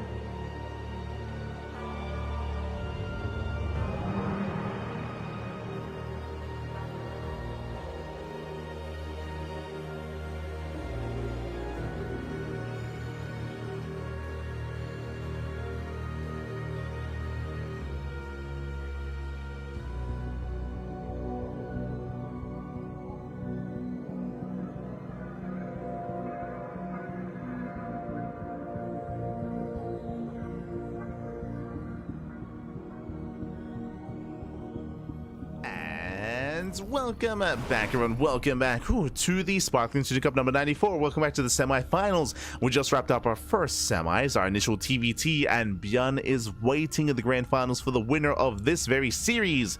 Question is, who's going to make it through? Who's going to face off against him? As spawning in the bottom left-hand corner of LA Lines, we have our German Protoss player. We have our red Protoss representing Sentinels. It is ShoWTimE. And spawning in the top right-hand corner, we have the Polish Protoss player. We have the blue Protoss representing Offside Esports. It is Krystianer.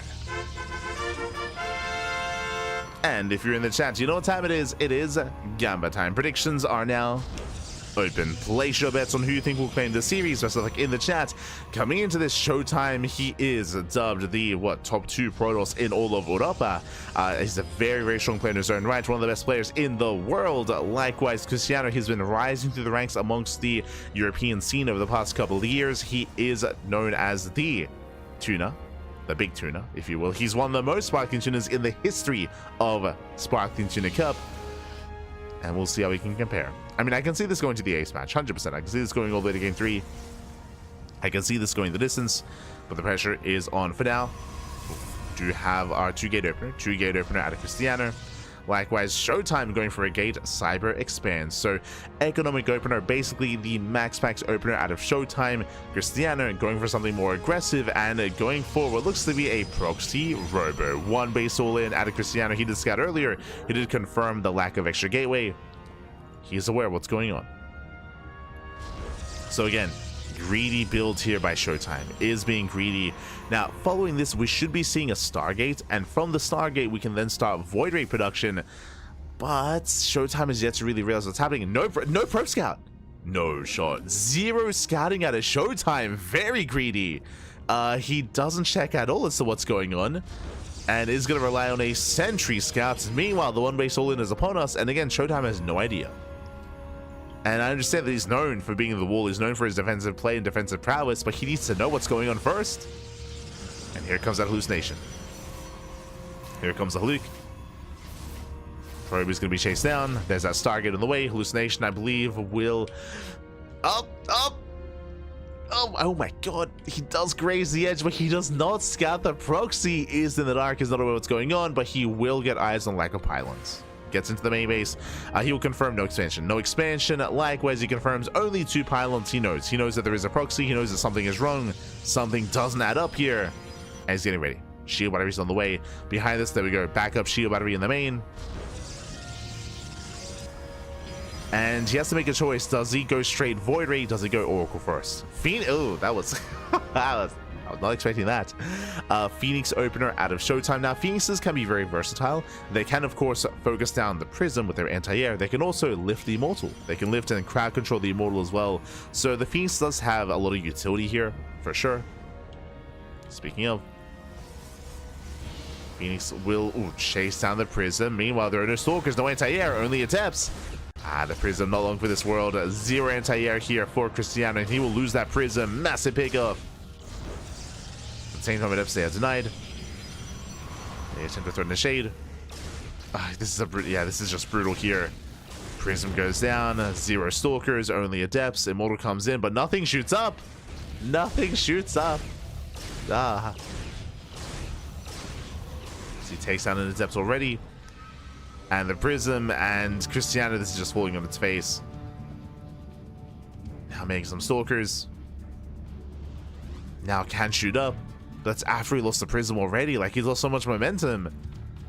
And the longer this goes on, the better it is for ShoWTimE. ShoWTimE is on 2 bases. Or he's getting up to a 2-base economy. Void Ray's on the way.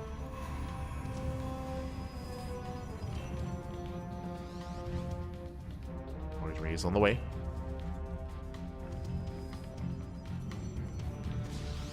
More Stalkers are amassing. Backup Prism is out. And despite the fact that this has been heavily delayed, can Krystianer still pull this off? Can he still break through? As this is going to be up against 1 Void Ray. He's got 4 shield batteries on low ground. That's a lot of shield batteries. Again, that's a lot of batteries. Immortal does juggle over. Nice control, saves the Adept, but we'll lose a Stalker. It's forced back. Again, that was 1 Stalker and 1 Adept falling. Does try to step in. Prismatic alignment does run out. And with the help of the Immortal, he does focus on 1 of the Stalkers. But he cannot break through again through 4 shield batteries. He just cannot. Too many shield batteries. He's got a 5th shield battery on the way. A 6th one. Jesus. getting up to 6 shield batteries. Yeah, he's just walling up. Does focus on the Stalkers, and GG gets called. ShoWTimE, he defends, he shuts down the all-in, and ShoWTimE takes game number 1. Whew, GG. GG, well played. A risky move out of ShoWTimE to blindly go for a Phoenix opener. Winding it back, if you remember, ShoWTimE, he didn't scout exactly what kind of all-in it was. He moved out and he did see that the pylons were missing, that is true, but he didn't see anything else. So to go for the initial Phoenix was a bold move, which did pay off. If he was up against something like 3 or 4 gate mass Stalker, then he would have been in trouble. If there was any more anti-air, then he would have been in danger. Alas, it was Prism first into a depths, and ShoWTimE shut it down. So very fortunate there for ShoWTimE. I have to wonder if maybe Krystianer's fond of this build and ShoWTimE is aware of that, so he just blindly attempted to counter it. Regardless, did shut it down. GG. GG, well played, and with that, that leads us into game number 2. Leads us into Tokamak, one of the larger maps in the map pool. And we'll see if we go for the same opener. As spawning in the right-hand corner of Tokamak, we have the German Protoss player. We have the red Protoss representing Sentinels, leading the series 1-0. It is ShoWTimE. And spawning in the bottom left-hand corner, we have his opponents. We have the Polish Protoss player. We have the blue Protoss representing Offside Esports. It is Krystianer. We go.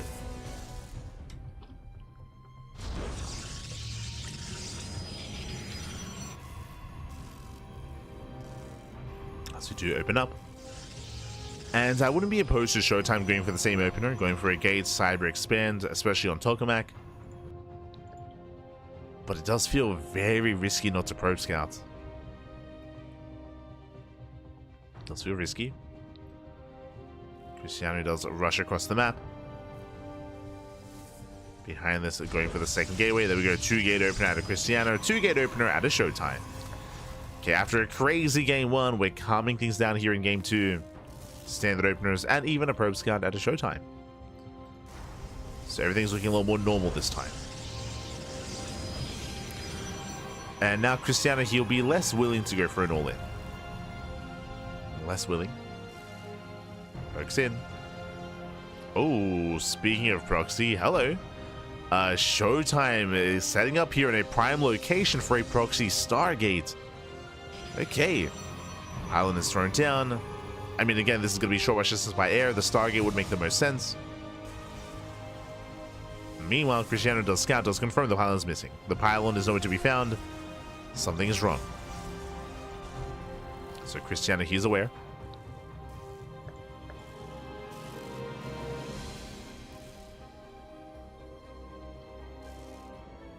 So where? Does set up a spotter pylon. Opening up Stalker Sentry. No setup in the main yet.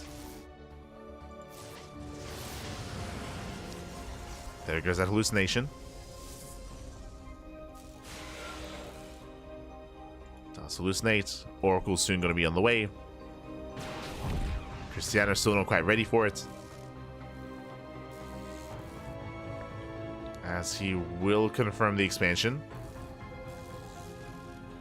Yep, there's the Nexus. So he knows that there's no crazy all-in, but if there's a proxy pylon, I mean, in his mind, he must be thinking either a fake proxy pylon or Stargate into Oracle. No shield battery. No safe shield battery here in the main. He is exposed. Does have his army in position, okay. That upside causes a distraction. Oracle's going in.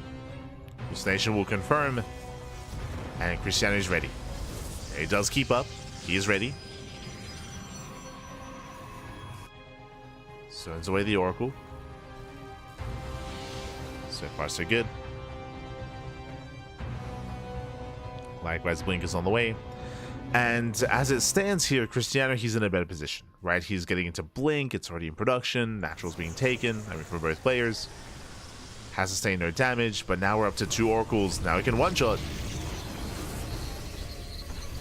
2 Oracles, they one-shot probes.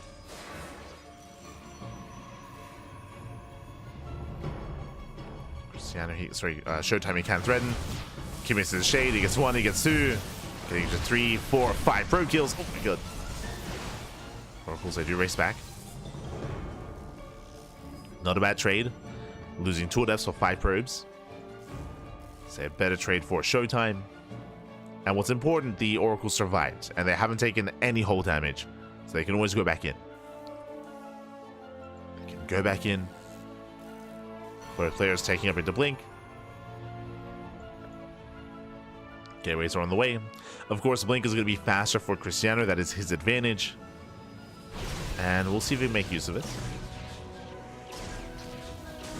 As the Oracle's looking for another way in.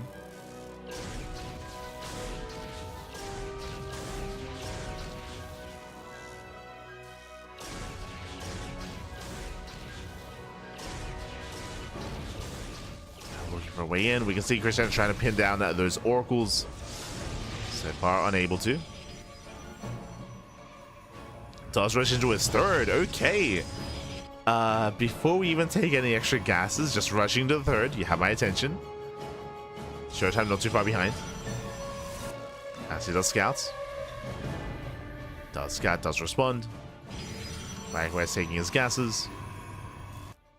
And from here we can take up. Take up in towards charge, forge, +1. ShoWTimE is pushing. Okay. He wants that 3rd. Stalker count slightly in favor of Krystianer. But ideally, ShoWTimE wants to bait the army into the stasis. Oh. Spoke in. Gets a probe.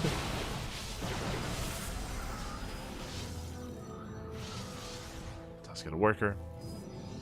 Warping in more Stalkers. Double Oracle towards the natural. The natural base is exposed. Uh-oh. Krystianer, he's not ready for this. He's not ready. Oof. And we'll lose 3, 4, 5 probes. Oh. Does commit. One Oracle finally goes down.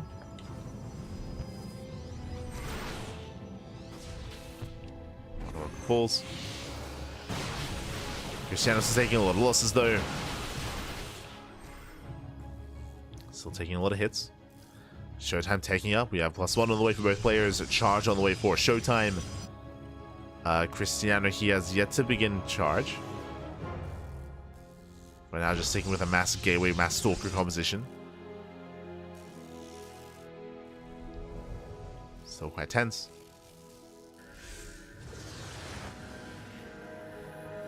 ShoWTimE is working on a more efficient army. Again, Zelsa do a great job tanking Stalker shots and also closing that distance. They do a great job supporting the main army.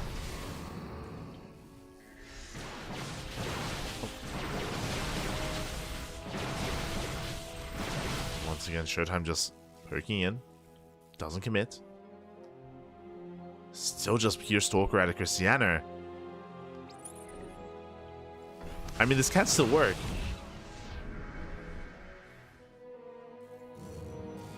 But it doesn't scale amazingly, especially as a player goes into charge dots, immortals, to Archons as well. Catching out the adepts. You can see ShoWTimE still trying to bait him in. It's like, oh no, chase me, chase me. Oh, speaking of, does be forward. A better engagement from ShoWTimE. From here, does pull back. Krystianer, does he notice? Oh, does wing pass. It does wing pass. Takes down the observer. Krystianer, he does bait at the stasis. Baits out 1. He did see it with the observer. How about charges? They have arrived. No, no, he does take a stasis to the face. Brutal connection. Yeah, just so many stasis traps. They were scattered about. Oh, speaking of, another one goes off. Ah, no. And ShoWTimE can collapse in. Stasis does run out. Zelsa coming for the surround. And GG gets called. ShoWTimE catches out the main army. ShoWTimE, he'll take the series 2-0, advancing on to the grand finals. GG. GG, well played. Again, Krystianer, he was holding his own for the most part, able to get his faster third base, had a comparable economy, but again, he was stuck on purely Stalker. He was outscaled over time, and as we saw, the stasis traps were brutal. They barely did connect towards the end, and with that, ShoWTimE just picked the army apart. GG. GG, well played. Again, this is a part of PvP that is a little bit newer in the modern era of StarCraft. With the change to the energy overcharge, oracles are now more effective. They're a little bit more useful. They're more versatile, and these minefields of stasis traps are more common nowadays as well in PvP with those target openers. Can be difficult to deal with. And congratulations here. ShoWTimE will take the series, and now we have our grand finals. Going to be a best of 5 between ShoWTimE and ByuN. Let's go. Getting ready for this finals.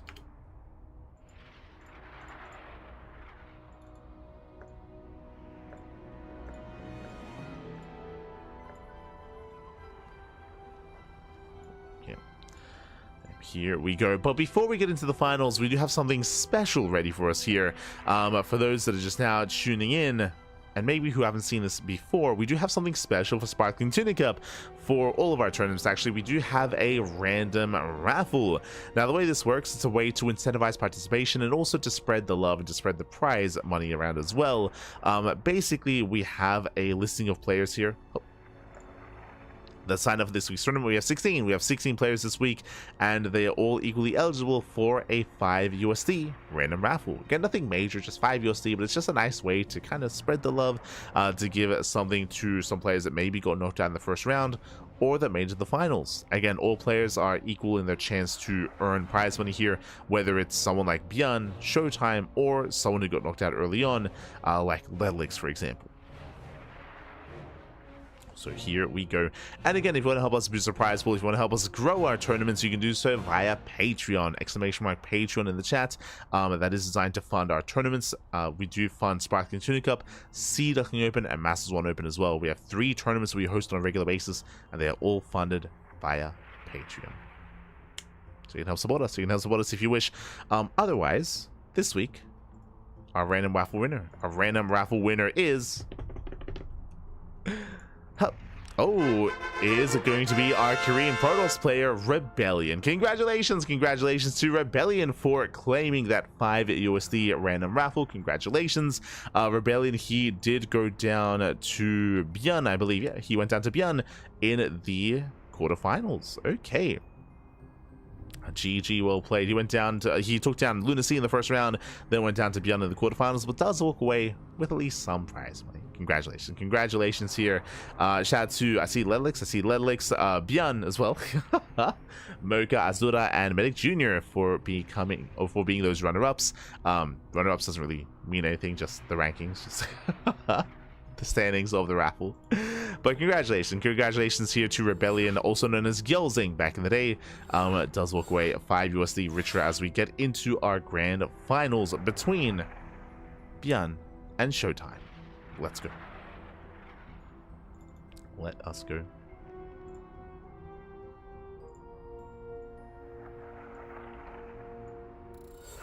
There we go. Just setting up the brackets.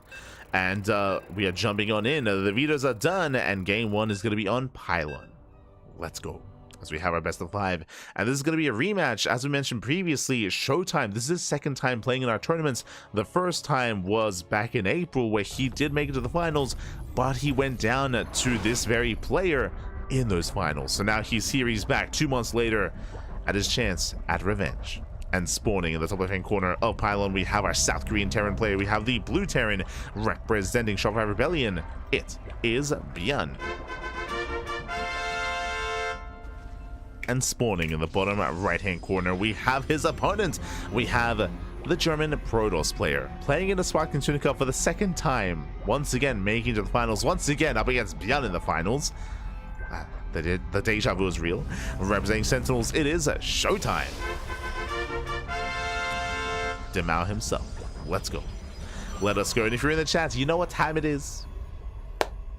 it's Gamma time. It's Gamma time. Predictions are open. Place your bets on who you think will claim the series. Best of luck in the chat as we jump into our best of 5 TVP.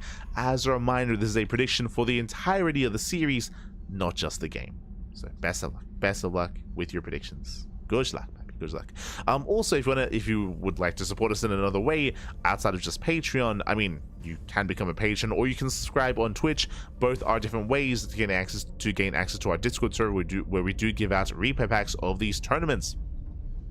Again, we do hand out a lot of replay packs from tournaments that we have permission to share, of course. So there are some events that we aren't able to share replays, but others where we can.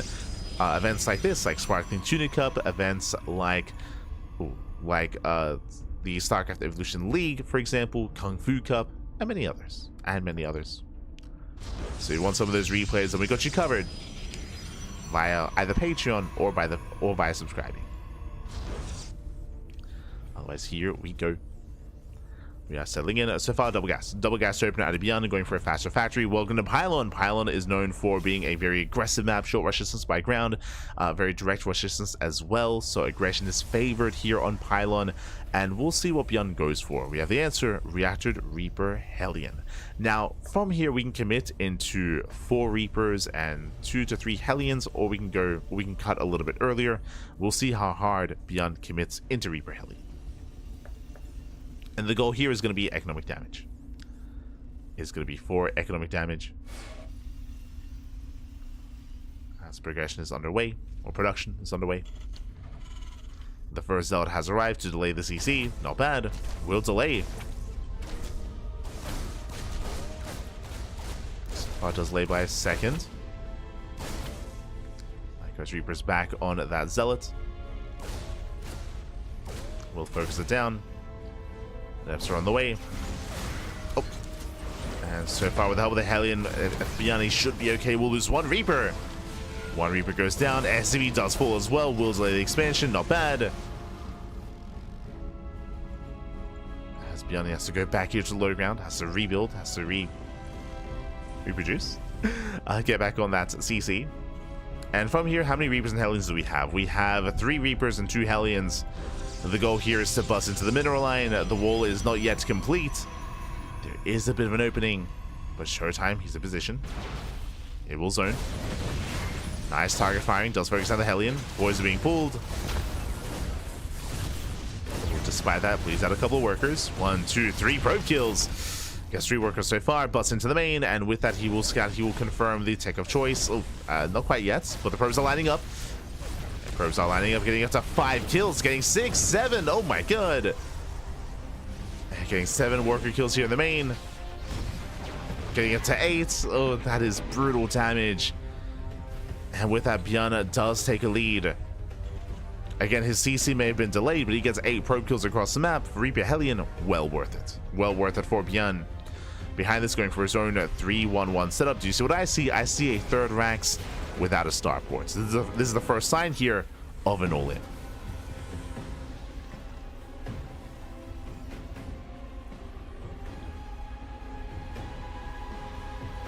Here we go. So this is the first sign. From here, we're going to be delaying the starports and delaying the medevac production in favor of earlier stim, mass marine production as well. Let's commit.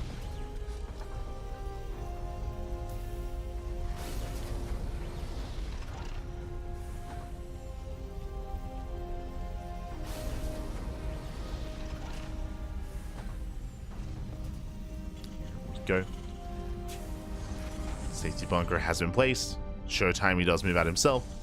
We do have a 3-gate setup here, 3 gates and a robo before the third. So this is a much more aggressive setup here from ShoWTimE. Not an all-in by any means. He should still be expanding behind this. Here comes a probe for the expansion. But with this, ideally ShoWTimE is here to delay the push, to contain, and to disrupt. As ByuN is still stuck at home waiting for his starport. ShoWTimE rotating in towards the main. There's a tank behind this. Yeah, tank boy is going up. Oof. Prism taking a lot of hits as well, and ByuN, he's holding. So far, so good. He's holding on. ShoWTimE looking for another way in. ShoWTimE, he thinks about it. Doesn't quite go for the dive. He does not dive. ByuN is secure.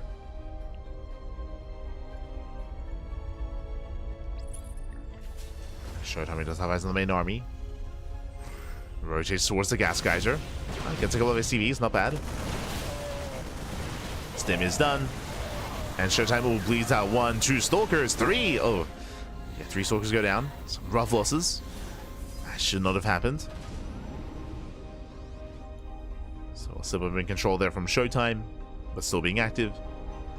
And ByuN is just waiting for his upgrades. Waiting for Stim, combat shields, +1 is halfway done. Because the shell just began. And soon ByuN will break out. Now, ideally, ShoWTimE is going to be here to slow down the army, to pick away at the medevacs, maybe catch a tank. ShoWTimE is still reinforcing.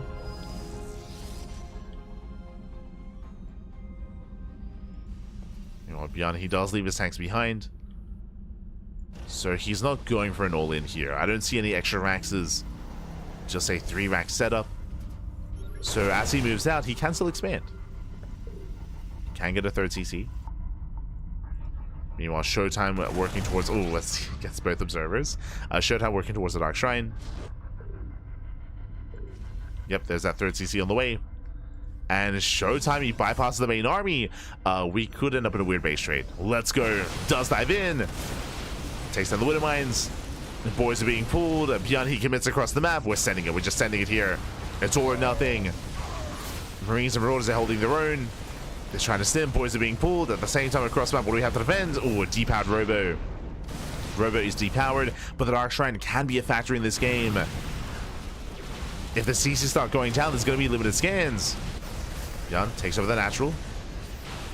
Does take over. Sims into the main base. The Dark Shrine. That's not going to finish. Yeah, it's not going to finish. Forced to cancel. Dark Shrine doesn't compete. So CC goes down. ByuN down to 1 expansion, but ByuN, he has a lot of bases to bring down here. There's a lot of expansions. Takes down the main. Going for the production. Depowers everything. Depowers the gateways. Ooh, ShoWTimE bleeding out a lot of stalkers. The boys are being pulled. A lot of stalkers are going to be going down. And ByuN, he's holding. ByuN, he's holding here. With his reinforcements, with his production. Takes down so many stalkers. And ByuN is not stopping. He's not stopping across the map. CC does lift. Does evacuate. GG gets called. And ByuN, he will take game number 1. Whew. GG. GG, well played. ByuN, he... Oh, just realized I misspelled his name. There we go. GG, well played. ByuN, he does claim the first game. Again, unfortunately, despite I should say, ShoWTimE initiating the base trade first, he did hit the natural first. He was able to get there initially and try to break through. Unfortunately, ByuN, he had plenty of reinforcements. He had Marines, he had Marauders, he had the boys to be pulled as well. Meanwhile, across the map, ShoWTimE, he had no reinforcements. He was warping in across the map, not back at him to defend, and he just did not have enough. Could not keep up. ByuN was just out trading his opponent, and with that, GG, well played, did overwhelm. There was a chance with the Dark Shrine. Unfortunately, it was too late. Unfortunately, it was a little bit too late. Unfortunately, it was in the main base as well. If it was at the 3rd or the 4th base, it would have been hidden, and the Dark Shrine was a non-factor. It didn't play a part. Did not play a part in that base trade, and with that, we're getting into game number 2, and spawning in the right-hand corner of Tokamak, we have the South Korean Terran player, we have the Blue Terran leading the series 1-0, and moving out with an early SCV. It is ByuN. And spawning in the bottom left-hand corner, we have the German Protoss player, we have the Red Protoss representing Sentinels down in the series. We'll see if he bounce back. It is ShoWTimE. Hello. So initially I thought it was going to be an eBay block because I only saw 1 SCV, but now we have 2. We have 1 already across the map. The second SCV is moving in. We are going for the proxy 2 racks. Oh boy. Raxes are on the way. ByuN looking to spice things up even further here with the proxy. And we'll see if ShoWTimE can find this. So we have our 2 racks set up. ShoWTimE does move out across the map. I'm catching up. When do you sleep, brother? Thanks for the cheese off your cast. Dziękuję, papi, dziękuję. De nada. Good to see you. Good to see you. I did sleep for 4 hours. I had 4 hours sleep after Philadelphia, and then bam, we were live with ShoWTimE Tuna Cup. And then we're gonna be covering GSL. How long from now? In around 12 hours. In 12 hours time, I should be able to get some good sleep tonight, though. I'm looking forward to it. As we are going Proxy Marauder here. So 2x Marauder out of ByuN. The Probe Scout does confirm the Rax is missing. The Rax is nowhere to be found. ShoWTimE is somewhat aware something is wrong, and should be getting a safety shield battery. There we go. Shield batteries on the way. Adept is being chronoed.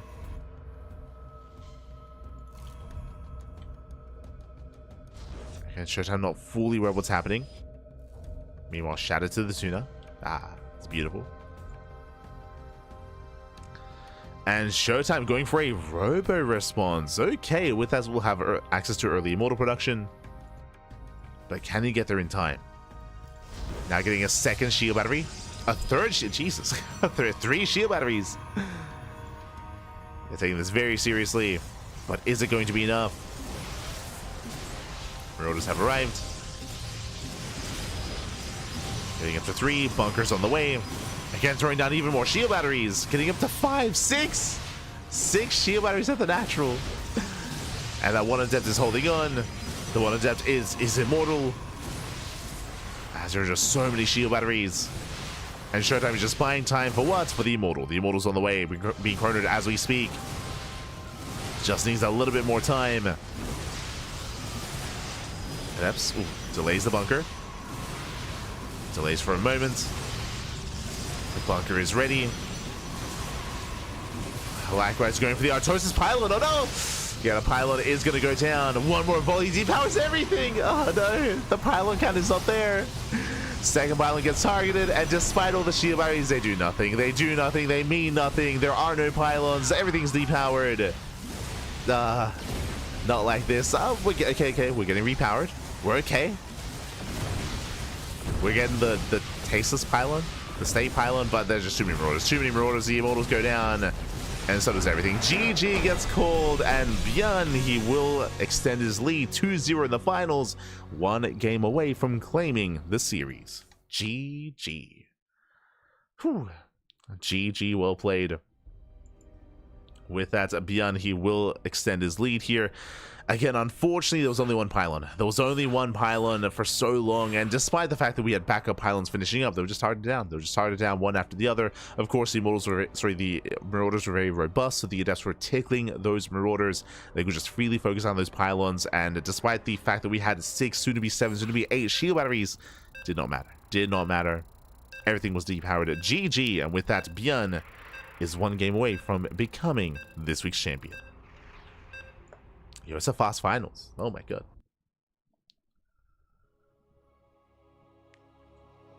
Haven't seen a straight game since I joined the stream. You say that, I mean, you might have joined a little bit later. We did cast some more standard ZVPs earlier between Ledlix and Iba and Krystianer, and I would say a lot of those games were a little bit more straightforward. But we didn't really have much cheese. There were some all-ins there, don't get me wrong. Only some. But here we go, spawning in the bottom hand corner of torches. We have the South Korean Terran player. We have the blue Terran representing Shopify Rebellion. Oh, leading the series 2-0. It is ByuN. And spawning in the top right-hand corner, we have the red Protoss player, the German Protoss representing Sentinels, down heavily in the series. He has to fight back here and now to make a series out of this. The pressure is on. It is a ShoWTimE. We go. Last game, ByuN got concussive shell that fast. Yes. The purpose of Proxy Marauder is to hit with concussive shell. Hit with those upgrades. This time we do have ByuN opening up double gas with the racks back at home. No proxy this time, no proxy, but with a double gas opener we can go into a faster factory, and this can lead a couple different ways. We saw in game 1 it was faster factory into reactor Reaper Hellion. Here we could see the same builds. I wouldn't really be fond of it though, just because of the limited cliff faces here on torches. Instead, we can go for an earlier Tech Lab into Cyclone Job. We can go into earlier Tech Lab into Cyclone, into Add-on Swap, into Banshee play, into Cloak Banshee. ByuN has options. Banshee play is quite popular here just because the rush distance by air is very short. I mean, by ground it's short as well, but even shorter by air. Meanwhile, I just spoke about the Reaper Cliffs. As you can see here, there's no way to gain access to the main base via the the triangular third location. So Reaper Cliffs are quite limited here. And we can see no reactor. So no reactor this time. Opening up Reaper into factory. Likewise, no early Tech Lab, no add-on swap. Our eyes are on ByuN. Meanwhile, ShoWTimE, he was able to scout, able to confirm that we had a standard Rax timing.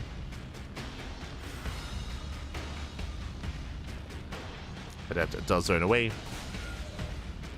And ByuN is going to stop Reapers at 2. So 2 Reapers by ByuN. 1 Hellion going into the starport. From here, we can go into drop play. We can go into a Widowmine follow-up. We'll see.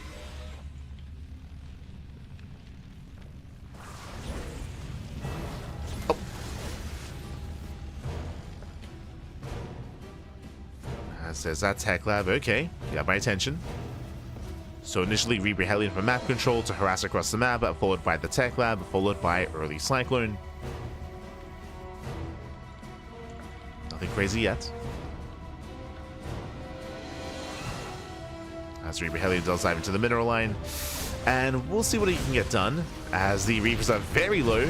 So far just getting 1 and only 1. Only 1 probe kill. Nice defense by ShoWTimE. Does shut down ByuN. Behind this, working towards the Twilight Council with the blink into a bit of a gateway explosion. So 3-gate blink out of ShoWTimE into a Robo. If you recall, we saw the same setup in game 1 on Pylon. So standard opener out of ShoWTimE. Playing relatively safely. With this, you can go for an early War Prism to try to harass across the map. Or he can go for an Observer and expand. Speaking of, Probe is getting in position. Behind this, we do keep the Tech Lab on the factory, going for the early tank. So tank production has begun. And we're assuming tank into Raven. And there we go, Raven's on the way. Not being overly aggressive.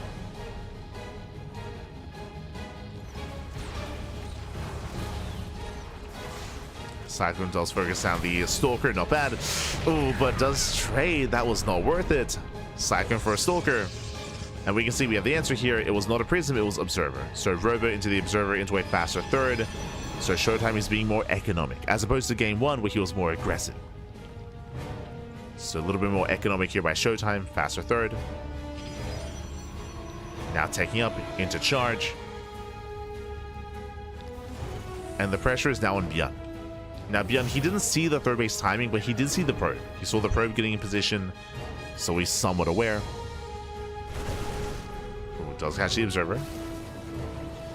Keen eyes out of ByuN.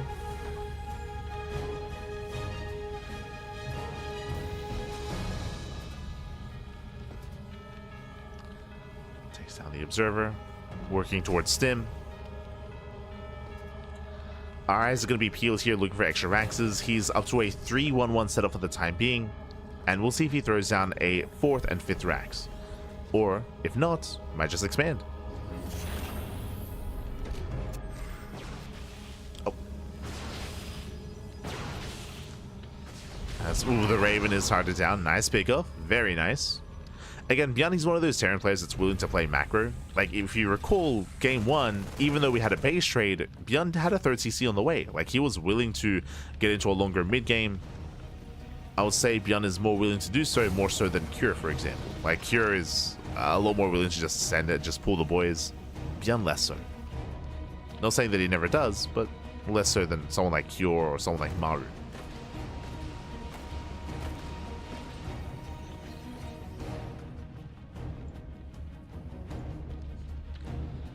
ShoWTimE does move out. A Bay is on the way.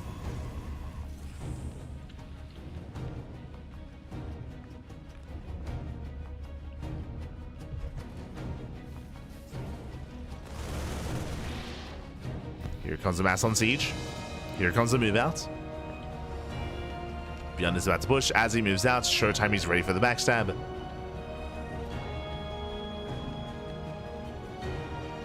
So he does need to spot this. Hallucination comes in. And ShoWTimE does confirm. He does see the move out. Here comes that Prism. Right into the main. So very nicely timed. Does drop into the main base. Boy's going to be pulled away. And ByuN turns around. He turns around. He does race back home at the same time. Gets 7 probes across the map. Not bad. Takes down 7 workers. Meanwhile, back at home, he doesn't lose any SCVs. But this does keep him busy. It's going to be 2 SCV kills. 2 SCVs going down. ByuN back to mining. And we're still waiting for a 3rd CC. We haven't gone there yet. That drop is still a threat.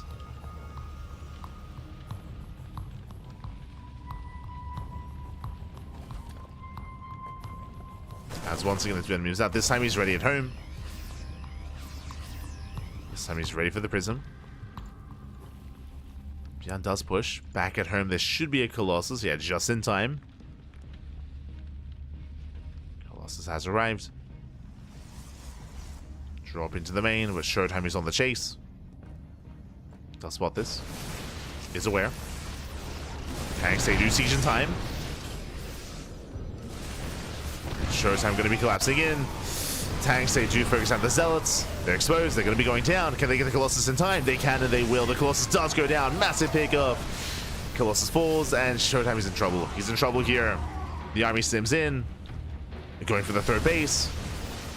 Gets into the mineral line. Does focus on the Stalkers. Zealots, oh, the SimCity working against them. Yeah, they're stuck at the choke point. And it looks like ShoWTimE, he will hold on. Whew, just barely. Does hold. Gets a medevac. And behind this, late 3rd. This is a very late 3rd CC. I was expecting the 3rd base as ByuN pushed, but he got it after the push instead. Yeah, late expansion. ShoWTimE from here, he's getting a 4th base. Building up, rebuilding his Colossus. And looking much more comfortable. Oh, I say, Jesus, never mind. He's looking comfortable here, but ByuN still has a massive army going for the drop. Does go for the Doom drop in towards the main.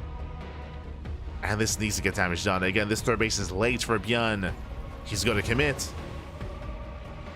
ShoWTimE somewhat in position. 2 Colossus at the natural. Drop comes in. Colossus does respond. That's a lot of Widow Mines.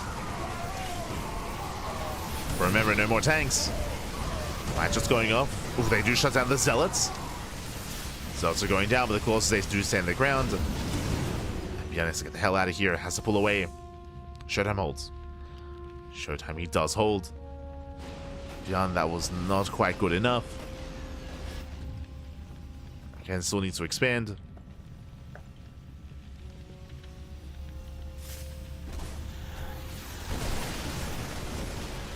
He does keep up with the Prism. Does run away. Vikings now in production. And ShoWTimE building up to 4 Colossus. Gee, that's a lot of Colossus. Getting up to 4. Colossus on the way. Eventually this should lead into either Storm or Disruptor production. One or the other. Or both. ShoWTimE claiming another expansion. ByuN now takes his 3rd, going for the triangular 3rd base, a little more exposed, a little more out in the open. But he does finally expand.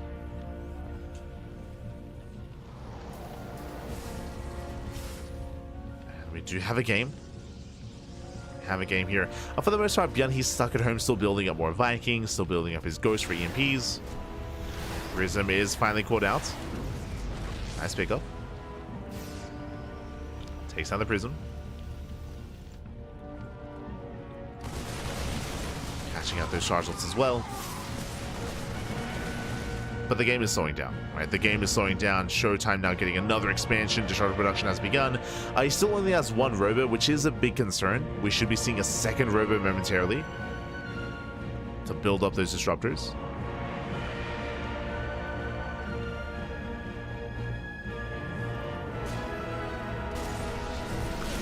And for the first time in this finals, we're getting into the mid game.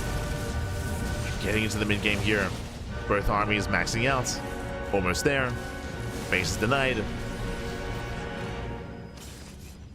And pushing in. He's got his EMPs. Oh, does land.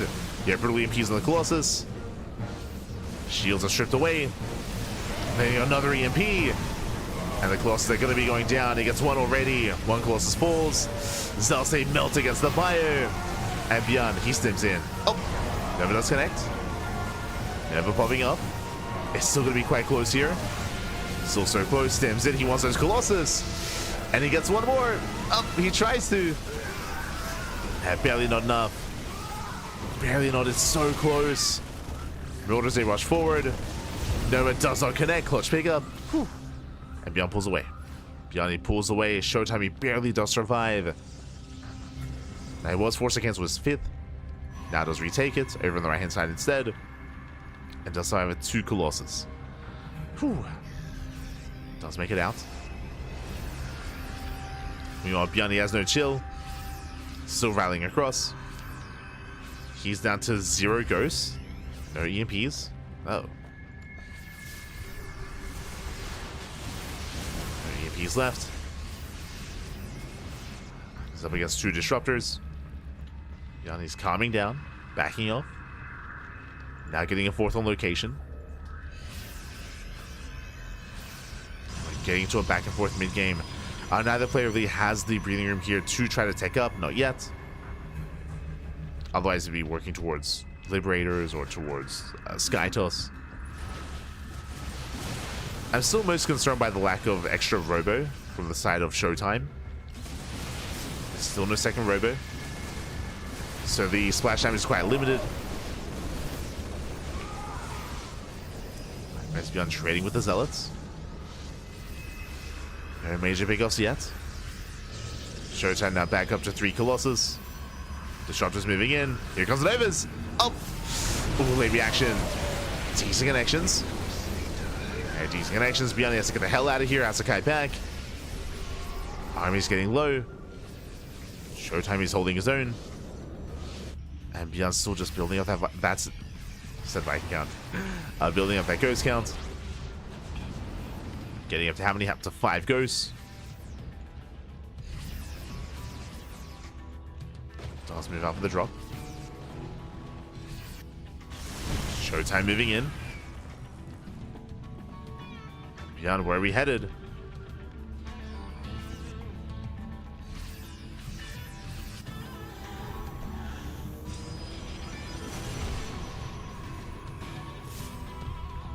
ByuN once again being active. ShoWTimE is keeping up. Once again, both armies are maxing out. As we have a 4th Colossus on the way. There's the second robo. Let's go.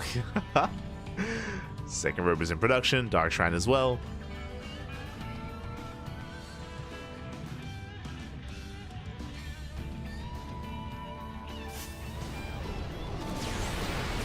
ShoWTimE catching out a ghost. Not bad. Goes down. At the same time, Prism into the main. ByuN out of position. SCV's going to be going down. He does race back home. Stims all the way back. At the same time, main army towards the 4th base. ByuN out of position. Base has to be lifted. Get some nice EMPs on the Zealots. Oh! Oh my god. Clutch splits. Does split in time, but still 12 SCV kills. Still brutal damage. And ShoWTimE mass expanding. Just taking more bases, going for the gold. Now, the unfortunate thing here about torches is, unlike on other maps like Maganatha or Tokamak or even Leylines, these bases, or the map itself, is quite small. It's a small map, so even though ShoWTimE is mass expanding, it doesn't take long at all here for ByuN to punish those expansions. As he steps over, and he does come across the base. So I would say it's more difficult to get away with this mass expand style from ShoWTimE, just because the bases are so exposed. Neo does go to Colossus. Oh. Takes on one. Going for another. There we go. One Colossus remaining. The Viking volleys are brutal here. They are insane. Ooh, he has a Prism. Takes down the final Colossus. Just a Gateway Army left. And ShoWTimE plummets in supply. Losing every Colossus. Oh, despite that, getting us up with the Ghost. Yeah, but here come the reinforcements. And ByuN, he has done it. He breaks through the main army. Again, the Colossus, they just crumbled. Down to no Disruptors, or at least Zealots and Stalkers. And that's it. That's not going to be enough. Once again, stimming in. ShoWTimE making 2 Colossus at a time. He's almost there. Black Vikings to deal with the expansion. Nexus is going down. Colossus, they arrive just in time. Oh. Colossus, they have arrived. Vikings are gonna have to lift. They're gonna have to lift. As a Colossus, they're holding their own. ShoWTimE barely trying to hold on here. And ByuN is just rallying in. And it's not enough. Yeah, he cannot rally. Yeah, Colossus, they arrived just in time to hold on, and ShoWTimE didn't really lose many workers, did lose a base, did lose an expansion, but he's holding. Whew, he's barely holding on. Again, ByuN, he threw away all his Vikings, has to rebuild. ShoWTimE, he survives.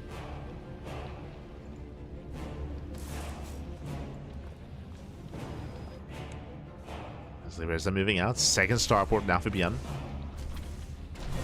He's trying to expand. Oh.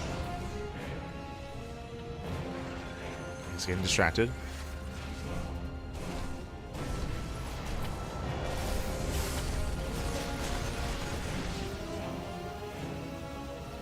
He's pulled away by the Zealots. Colossus moving in once again. In this kind of game state, it's one of those things where we should be taking up a little bit further here, but ShoWTimE has no money. Again, he's just been spending everything here to rebuild the Colossus, to maintain his losses. Expansion's going to go down. Through the EMPs. Toss blank of those Zealots. EMPs do connect. And the head-on fights, I do favor ByuN for the time being. Unfortunately, no Disruptors. No Disruptor, no Storm. 3 Colossus and a Gateway Army. And ShoWTimE out of position. He does rotate towards the right. ByuN moves in on the left and goes to the base. Goes to the expansion.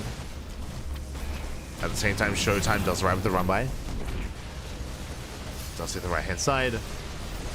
Nexus does go down.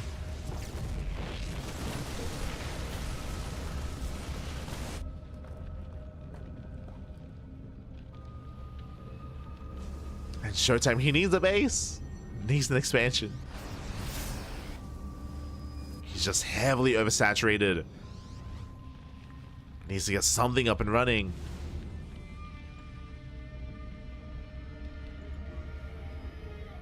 ByuN does take bottom left.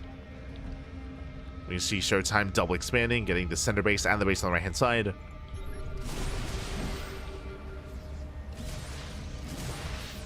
ShoWTimE does get 10 SCVs. Does claim 10. ByuN has just such a heavy Marauder army here. He's got how many? He's got 35 Marauders. He has more Marauders than Marines. 36 Marauders. Dust them in. The EMPs do land. Oh, but the Zealots doing a great job tanking. But the kiting is brutal here. Zealots are going down.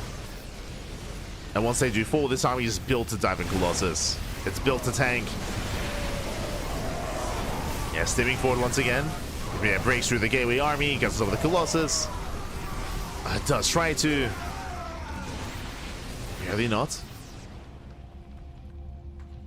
As both Colossus do barely survive. Once again, a very close fight. ShoWTimE barely holding on. Spaces are getting up. They're getting there. Once again, stimming in. Trying to dive on those Colossus. And he's so close. He's so close. He gets one. There's one left. And he's done it. He has finally done it here. He breaks the back of ShoWTimE. GG gets called. And ByuN, he will claim the series 3-0. Becoming this week's Sparkling Tuna Cup champion. GG. GG, well played. A very intense game here on Torches, and it's something that you don't really see too often here. Because the map is so small, we often get shorter games on Torches, but here we had a rare sight where the aggression was kind of barely not working, forcing a longer game. Both players were able to get their base count up and running, but again, because the map is so small, we saw just how uncomfortable the players were. It was very difficult for both players to get their bases up and running, to maintain those expansions as well. It hurt ShoWTimE more so than ByuN. ByuN had map control for the most part. He had a more active army, he had more map control, and he was able to deny bases, and ShoWTimE just could not expand. He could not keep up. Again, there was just so little room between ShoWTimE and ByuN where he just could not expand and could not save any of those nexi. GG. GG, well played. With that, ByuN did barely overrun. Was not the cleanest of games, but regardless, GG. GG, well played. Oh. ByuN, he will claim the series, and he will be our Sparkling Tuna Cup champion. Congratulations. A shout out to ShoWTimE, of course. This is now the second time that ShoWTimE has met his end at the hands of ByuN in our tournaments. And we'll see if we can bring it back next time. We had a very chaotic series here. Remember, game 1 was a base trade, game 2 was a proxy, game 3 was more of a macro game, kind of. Like, still very aggressive between the players, still very intense, but a bit of a longer one. GG. GG, well played. We got a little bit of everything here between our two players. And again, a shout out to ShoWTimE. He's a strong player in his own right. Just having a bit of a harder time here against ByuN specifically. GG. Just catching up. Just catching up. More disruptors. Oh, the problem there, if you recall, because of the lower gas count, because of the delayed economy, it's not like ShoWTimE was banking gas or anything like that. Like, no, his economy was actually just quite limited. That's why it took him so long to get a second robo, because he didn't really have the income for it. Eventually, he did get his second robo, but alas, we did need, you know, those supportive units like those disruptors to help support the Colossus. Relying on just one form of splash damage, it's hard to get away with here in TVP, especially as the game progresses. As you saw, once you get a high enough Viking counts, again, you do need to switch to something else, whether it's Storm or Disruptors. But ShoWTimE wasn't quite able to maintain that kind of army, and again, was kind of strapped for cash. Strapped for resources. GG. GG, well played. Are Immortals better than Colossus now? It is viable to go for a very Immortal heavy composition. If you were watching Max Packs like last year, I say last year, if you remember when the Disruptor got nerfed, when the radius was reduced and when the damage was reduced as well, I want to say in the month after that patch was when Max Packs and Trigger and some of the other Protoss players, they were playing around a lot with double Robo Immortal production instead, to go into a more Immortal heavy style. It does seem viable for sure, but it's also a little bit niche. Like, it's specifically designed to try to shut down heavy Marauder play for sure. That's where it can be successful.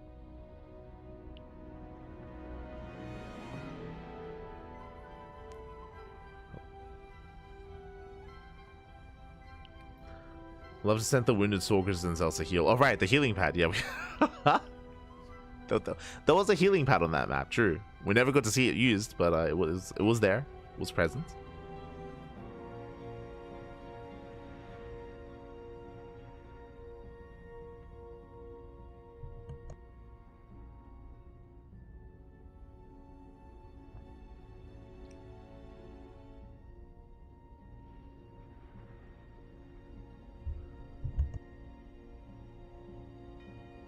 playing no Storm versus Terran just doesn't work most of the time. I mean, you can of course make it work. Like we do see plenty of players going to Colossus and going to more robo heavy compositions with success for sure. Like as we mentioned, like a big part of like how uncomfortable ShoWTimE was this game was just the map itself, right? Like there was just so little room to breathe and so little room to just have a moment to even just stabilize on a base count and get his economy up and running. Like we saw just expansion after expansion just knocked down time and time again. ShoWTimE just could not maintain that economy, right? GG. But with that, congratulations here to ByuN. He will claim his win once again as he is catching up to Krystianer when it comes to Sparkling Tuna Cup wins. Again, ByuN is very active when it comes to the online tournament scene. Congratulations to ByuN. And when it comes to the rest of our schedule, let us switch on over and catch up on our schedule here. I believe, do we have it updated? There we go. We have our weekly schedule here. Now, as you can see, we do have a couple of free afternoons. The reasoning for this is RSL. This week is the Revival StarCraft League, and I'm still a little bit torn about it. What I mean by that, they did announce, the RSL, they did announce that they're open to co-streaming, which means we have permission to co-stream if we do wish. Co-streaming is kind of like a viewer party where we can restream their stream and we can, like, you know, commentate over it and talk over it and have like that viewer party experience. We did that during DreamHack, if you remember, during DreamHack Dallas, and during some of the EWC broadcasts as well, which I was fine with, of course. But it feels kind of weird to do that to RSL, or to do that for RSL, just because it feels like the Revival StarCraft League is already like a community event, right? It's already like a community, like crowd-funded grassroots event, so it feels kind of weird to co-stream. Obviously we have permission to, but yeah, I'm still on the fence, still very much on the fence about it. But that's why we have some of those afternoons off. So again, RSL is going to be in that time slot on Wednesday and on Friday, and on Thursday as well, but that's when we have the podcast. So that's going to be the Revival StarCraft League.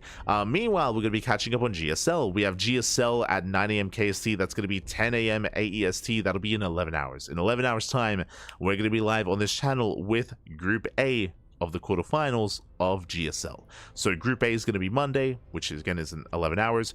Group B is going to be on Tuesday, and of course the semis and the finals will be on Thursday.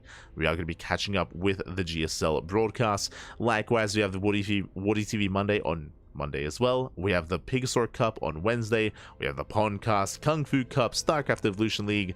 We have the Brazilian Sacramento Circuit. We have Tuna Cup as well. Now, something that is missing here from this schedule, which is also why it looks a little bit more leaner than usual, is the EWC Global Qualifiers. That's going to be over the weekend. And the only reason why we haven't added it yet is because I don't think we have confirmed times. Like, I don't think that the times of the qualifiers have been made public yet. So we still have to wait for that to be released, and then we can add it. Then we can add the EWC qualifiers, but that is going to be this weekend. This weekend, Esports World Cup. And we should be all over that. We should be all over that on the channel, just waiting for news to be released as to when it's live. Likewise, that's the Brazilian Sacramento Circuit. That's the offline event happening in Brazil. That's going to be on Sunday. It's going to be this weekend. And again, we'll see what we do when it comes to these other afternoons on Tuesday, Wednesday, Friday. Like RSL, basically at this time. RSL will be playing at this time. And we might just have some afternoons off, you know? Like, I mean, I still have work to do. I can still edit VODs and schedule VODs and work on social media. But yeah, I might just chill and just watch RSL. Just watch RSL.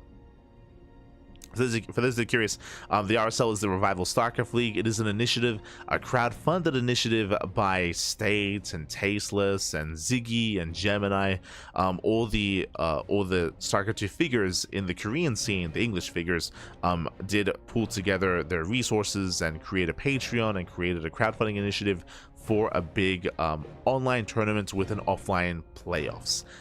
So yeah, it's honestly really important. I feel like this is another reason why I don't want to be like, I don't want to detract from it, is because it's potentially the future of StarCraft post EWC, right? It's like the ESL Pro Tour is no longer a thing, right? We no longer have a Pro Tour, so now crowdfunded tournaments are that much more important, and that's where the RSL comes into high gear.